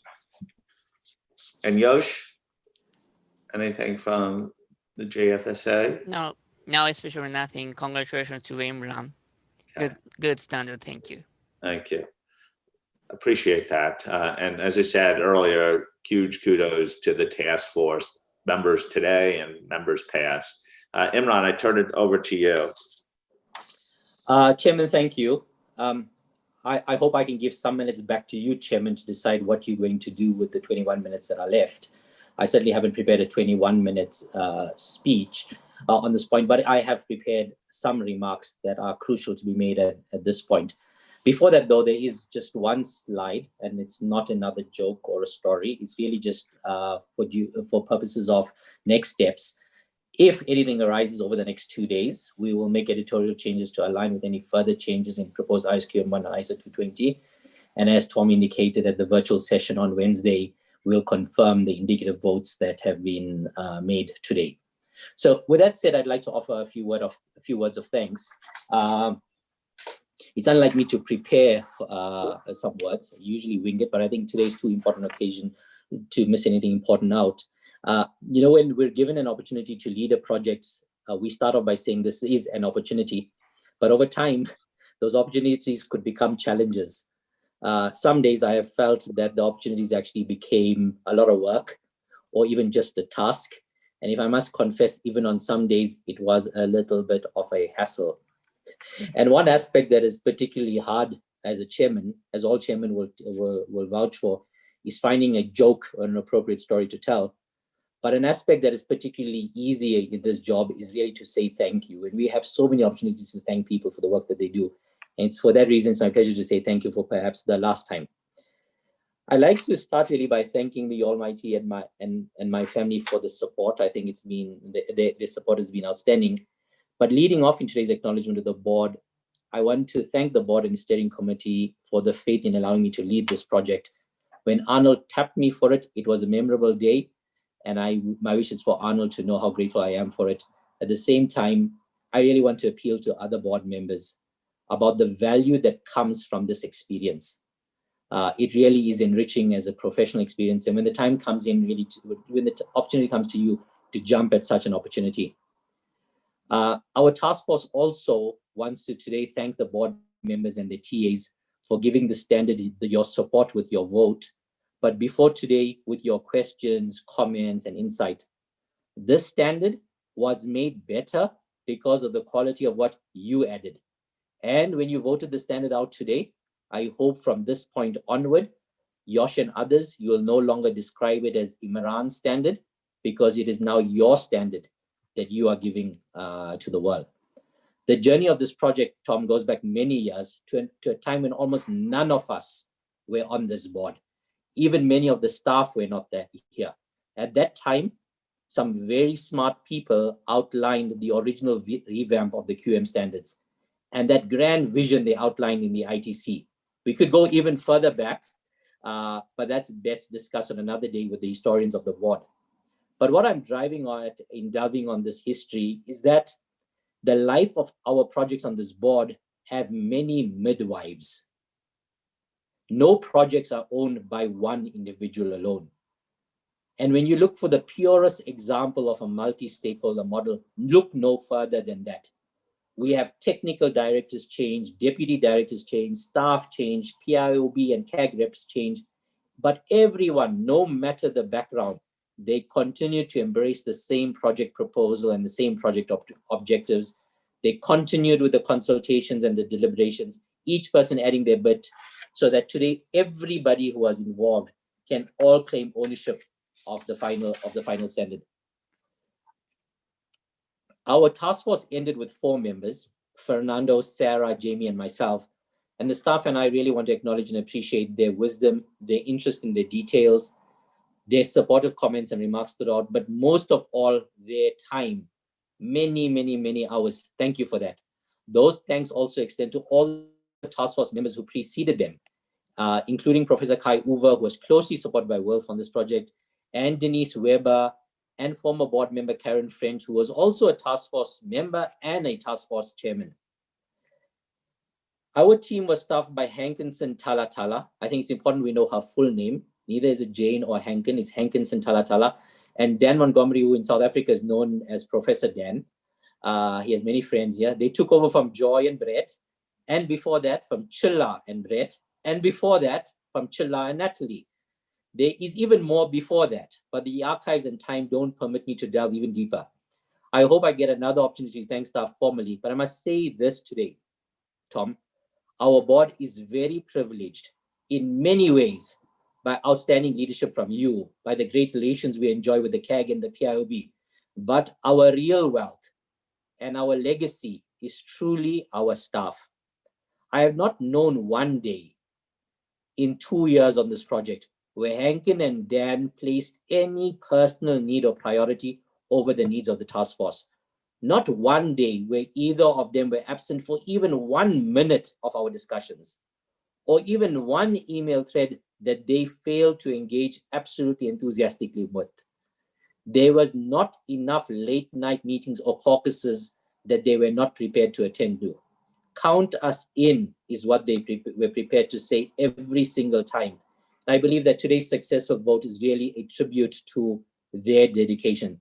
They know, as I do, that the work of our support staff have do in taking care of countless arrangements, Elaine, Michelle, Karen now, IT people, the travel desk staff, Dorothy, the catering staff in IFAC offices, they all contribute to make this a success. Thank you very much to all of them. If anyone is keeping count, we have had, I think, at least 4 technical directors during the life of this project. Kathy, Bev in an acting capacity, Matt, Willie, who led the staff during this time. And I can only imagine their pride and relief to see this project reach this point. But what do we have to thank them for? For the role they played at critical junctures to resolve critical issues, but also the way they went about handpicking the resources that we were able to utilize on this project. I want to also shift my attention to the power players, the PIOB and the CAG. You know, Tom, we spend every quarter wondering what their reactions will be. I meet them each quarter marveling at how they were able to get to the key issues so quickly and how their clear direction helped remind us of the public interest priorities at the center of the work. In particular, Jim Dalkin has been a friend and supporter for as long as I can remember. Jim, thank you. I'm nearing the end of these remarks. My time on the IAASB, and particularly with this project, of course, is possible because of the support of my employer, the Independent Regulatory Board for Auditors, known as the IRBA. I'd like to acknowledge and support all of the teams there for their regulatory insights and detailed comments that are recorded in IRBA comment letters. My former CEO, Bernard Gullis, for giving me the time and space to do this work, and my own team at the IRBA, Sadia and Ian, Yusuf and Des, Liesel and Sanele. But much closer to home, there are 2 individuals in my office that deserve the final thanks. They're my assistant, Tandeka Sitole. Let it be said that she's the best in the world, and she tells everyone that QM2 is her project. And my TA for the bulk of my time on this project, Nikki Bester, who was so totally dedicated to supporting me throughout and saved me from many an embarrassing moment. Nikki and Tandeka, this standard is your standard too. Thank you. When we were wrapping up the last of our conversations yesterday, Tom, Hankin's 7-year-old daughter got the last word. She asked her mother yesterday, Mommy, what do you want to prove to the world with your project? Mommy, what do you want to prove to the world with your project? We laughed about it, wondering what the right answer was. And when I posed that question to my own daughter, she gave me this answer this morning. She said, Dad, you are making the world a better place for all of us. I think that inspires all of us who work on the board under your leadership. That in essence is our public interest responsibility. I thank everybody. Thank you, Tom. Thank you, Imran, and a round of applause for the task force and all involved. Clearly, takes a huge amount of support to get a standard through, and hopefully we'll have the opportunity. Thank you particularly for pointing out the involvement and contributions of our staff too, because the organization really relies upon the staff to get everything done, as we all know. And I just wanted to take a quick opportunity to thank you, Imran, too, for your leadership and attention and dedication to this effort as well. You've gone well beyond the call of duty, as all of our task force chairs seem to do as well. But thank you for your leadership and stewarding the standard to the finish line. Would any member of the task force like to say anything?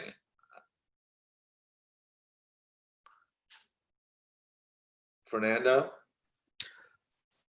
Just want to say thank you to everyone for the feedback, the comments, and the support. And it's a big milestone for the whole profession. And I think that now we need to put our hands in, make it work in practice. It's going to be a challenge, and the effort that every one of us is going to take from now on, it's going to be very important to really make it effective. Thank you. Thank you, Fernando. Okay, any other comments? Just again, great work to everyone involved. Congratulations, Imran and the task force. Thank you for all your time on this. This is what I'm going to propose right now. We're running a little late on this, but I do think, consider the time, people need a little bit of a break. It's 20 minutes after the hour, my time. I suggest that we reconvene at 8:30. I may ask you to indulge us. I think we have to get done pretty close to being on time, but give us maybe 15 extra minutes on the tail end. I obviously don't want to rush votes, and I don't want to rush the review. So if we have to go 15 minutes or so over, I ask for your indulgence, but I think a break would be useful right now. So we'll reconvene at 8:30 my time, 30 minutes after the hour. Thank you.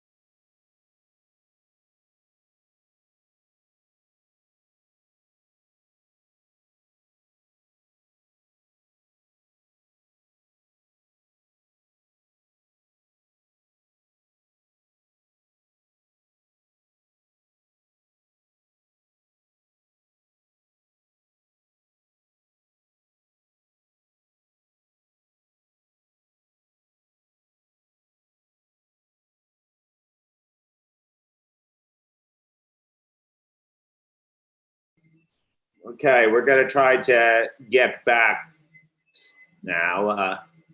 Give a minute or so for people to rejoin.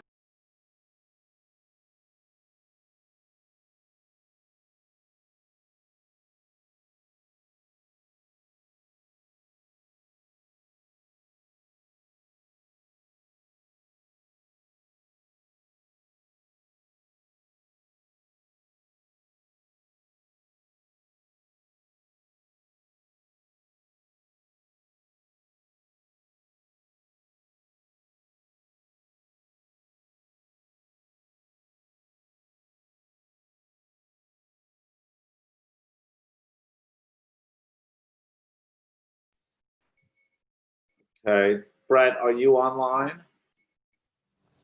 Yeah, I'm here, Tom. Okay.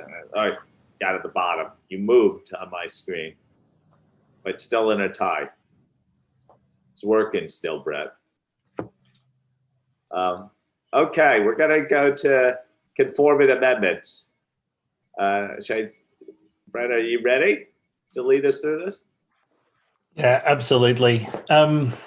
So let me begin just by, first of all, just a brief word of thanks to everyone who's been involved. So obviously the quality management task forces, particularly the staff takes a lead on most of the conforming amendments. So Joy's had the heavy lifting on this one, supported of course by the other QM staff, particularly Natalie for keeping us honest to QM1, and Yvonne and Hankin and Dan, of course, in the other conforming amendments that we've had to do. So I don't propose to spend very much time going over the changes that were proposed in the posted agenda item. I think they were relatively straightforward. We didn't have a lot of comments since our call on July 22nd when this was last discussed, and there wasn't a lot of comments made at that meeting. So the changes are relatively straightforward and probably don't need to be particularly talked through. What I will do in a moment, though, is just talk you through some of the changes that we've picked up through the course of the last week or so. So these are particularly changes that just needed to align us with where we are on the current drafts of the standards. There is a bit of a renumbering exercise we had to do, particularly for QM1. So just picking up the renumbered paragraphs from QM1 and some other stuffs, which I'll get to in a moment. Probably the bigger question for you is just how we're going to handle this with the QM1 approval still to come and also a 220 approval still to come. And the answer for that is we'll ask the board for an indicative approval this morning, and we'll reconfirm that decision after the QM1 approval, which is planned for Wednesday. That will give us an opportunity then just to very quickly keep a track of whether there's any changes that are needed to the conforming amendments coming from the approvals of 220 or QM1. And then if we need to propose any final changes to the board, we'll do that at that meeting. At this point, we're not too worried about things like paragraph numbering or that, because it will all change after the standards are approved. We have to go through an exercise of renumbering everything. Footnotes will change. There's a lot of little changes like that that the staff will just take care of afterwards. So maybe if I could just take you through some of the changes in batches, Tom, if that's all right with you. I'll talk you through just the changes that are proposed from what was posted in the agenda item. So these were emailed out to the board late last night, my time. And there's only a few, but I'll just talk you through them so that we're all on the same page. We actually sent you two documents. The first was a full set of the conforming amendments, and we showed the new proposed changes in green. And we also sent you a summary document, which was just a little one-pager just to make it as crisp and clear as possible, that most of the changes are actually very, very minor, and there's only one or two which are anything more than just pure true editorials. So if I can take you through those in a batch.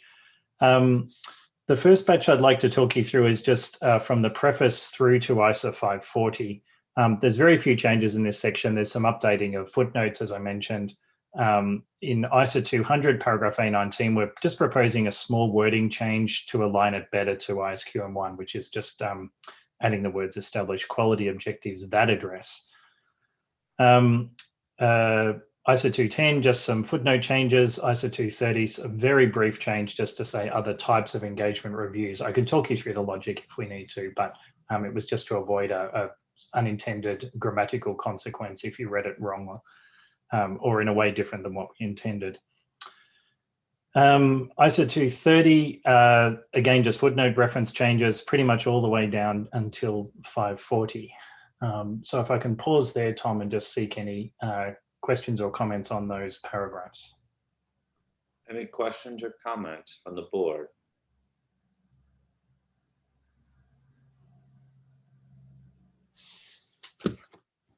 Okay, I see no hands.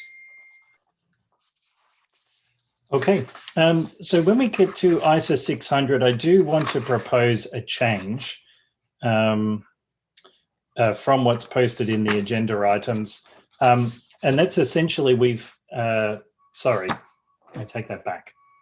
I'm in the wrong standard. If we can just turn back to the ISO 300 changes, my apologies, I did actually just skip over something. Paragraph 11A that you'll see in the ISO 300.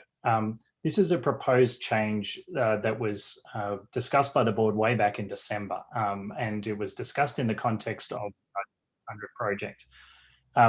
We did have a thought as to how we could incorporate this on the 220 side. So we've actually made some changes to ISO 220, a reference to this paragraph in the application material of ISO 220. What we've done, though, is just over the course of the last couple of hours, we've been communicating backwards and forwards between the 600 and 220 task forces. And we've come to the conclusion that this change was actually really being driven by the ISO 600 task force. So whilst it looks like a very generic change to talk about, engagement partners reviewing the overall strategy and audit plan, it was actually driven by the ISO 600 task force. And so we think it's actually appropriate that this stay with the ISO 600 conforming amendments rather than being done now as a conforming amendment arising from ISO 220. So we're proposing to actually delete paragraph 11A from the conforming amendments. What that means is that we will, that it's not going to get lost, it's just going to get picked up by ISO 600 in due course. So apologies, Tom, I did skip over that one. Maybe I'll just pause again before we move on, because that is a change from what was sent out to the board last night, my time. Any reaction to that? Seems more consistent with what conforming amendments are supposed to be. Rich?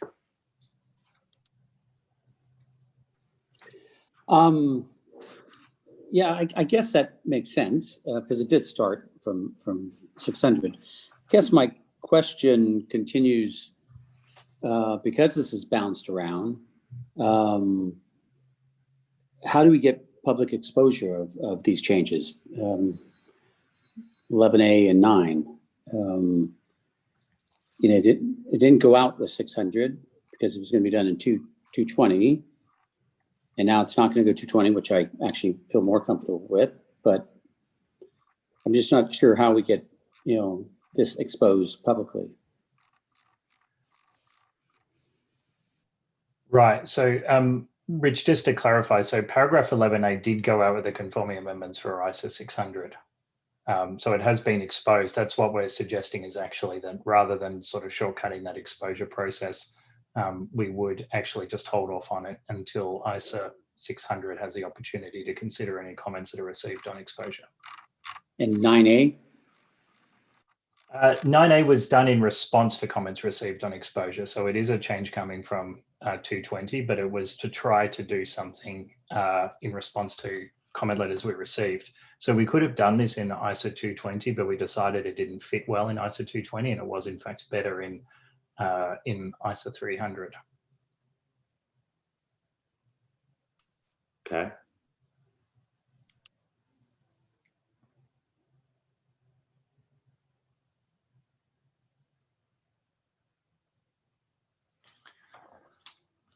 I think no other hands, Brad. I think people accept your explanation.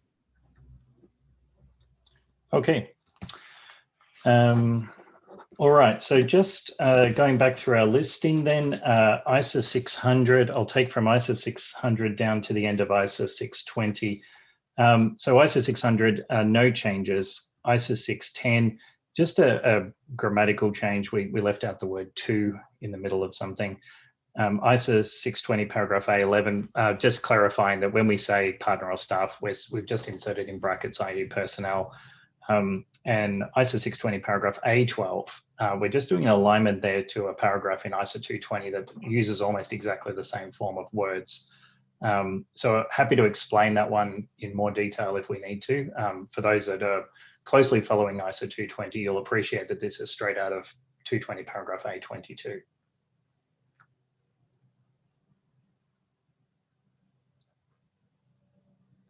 So I'll just pause there in case there's any questions or comments. I don't see any. Okay, second, two more. Okay, I think you can go ahead. Okay, and then finally, if we just take right down to the end now, no real changes here except for updating some cross-references and a grammatical error that we'd made in ISA 720, paragraph A24. So again, just pause for any questions or comments.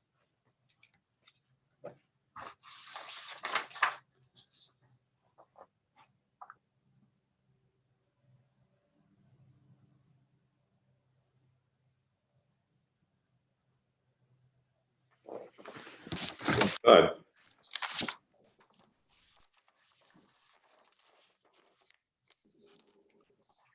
Okay. Tom, shall we then proceed to get a sense of the board on the conforming amendments by voting? Okay, I think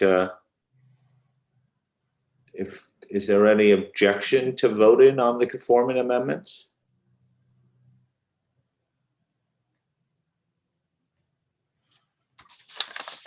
I don't see any objection, so I assume that with the enthusiasm, I see everyone really is pumped up, having voted one standard successfully through.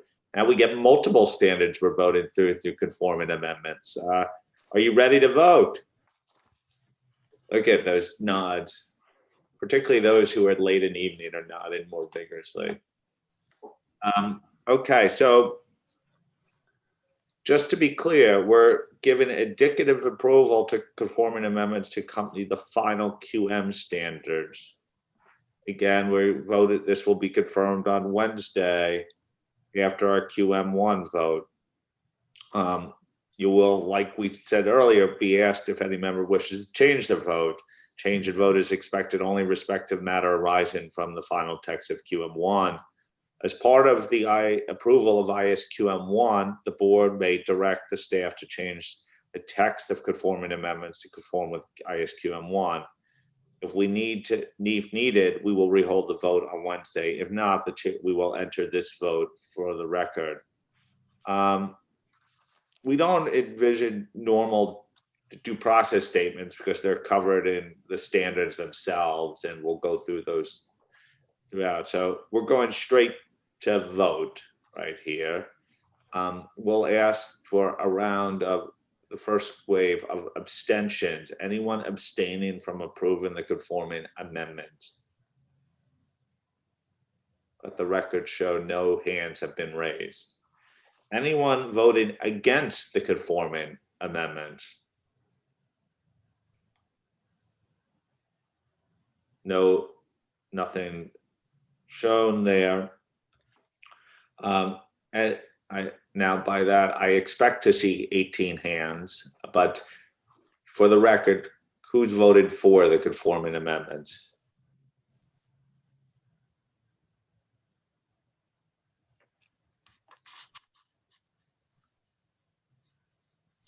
Okay, I think we have 18 there, if my counting is right.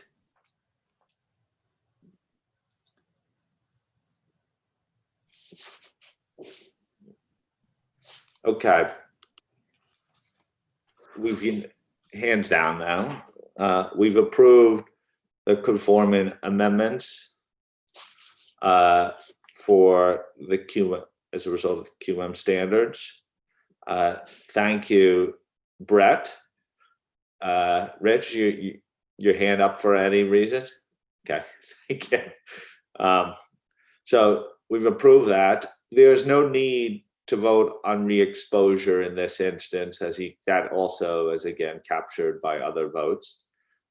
So congratulations. Thanks, Brett, as always, for ushering the conforming amendments through for us. We need someone of your detailed eye to get this through. So thank you, Brett. I think all credit to the staff involved who do the heavy work. Okay, great. Thank you. And thank you to the team as always. Any comments on the conforming amendment? I assume there's nothing else. Any other issues that people would like to raise before we break for this evening? I'm going to have one. Vili? No, Tom, I just wanted to give a preview again of what the board can expect in their inboxes for the remainder of the day, if that's all right. Yeah. So just a reminder that the QM1 task force still plans to post the turnaround document for QM1 by noon, maybe a little bit earlier, but that's the target, is for noon. And then there will again be, with the email that goes out for the posting of the turnaround document for QM1, there will again be a sign-up sheet for consultation sessions that will be held tomorrow, that has been scheduled for tomorrow. So please, again, the same procedure as we did last week. So any board members that want to have an engagement with the task force can use that sign-up, and there will also be a Zoom link for that. Then in addition to that, ISA 220 will also send out an email to the board, because subsequent to the turnaround document that was posted on Friday, the task force have had their consultations and met yesterday. So there are a few changes that we just want to bring to the board's attention. So it will be just the paragraphs that where there are changes that will be sent out via email in the course of the morning, New York time. So thank you, Tom. That's just in terms of what can be expected. Thank you, Vili. The other thing I'd like to raise is Jim Dalkin has an unavoidable conflict tonight, but as we move into the ISA 220 discussion, I wanted him to just be able to share CAG's perspective, if any, or advice as we go into the final approval of 220. Thanks, Tom. And I was looking back at my notes, and I think the task force has considered the CAG comments, or at least discussed the CAG comments. So I don't have really any additional comments related to the standard moving forward. So hopefully you'll have a good night tonight, and we'll be able to make progress. Thanks. Great. Okay. Just anyone else? Karen and Yosh, from an observer perspective, anything to add? Nothing from me. Thank you very much. Okay. Nothing to, thank you. Thank you all. Okay, I think we're at the closing hours. Thank you for such a great discussion. You know, it's really been the fact that we got QM2 and Conforming Amendments sign of really hopefully great things to come. This is as I said earlier at the start of the week, really important standards to get out in the marketplace. So I think we're nearly there, everyone. Go have a cup of coffee or have a nightcap if you're ready to sleep. But I'll speak to you later today, my time. Thank you, and I'll speak to you soon. Bye.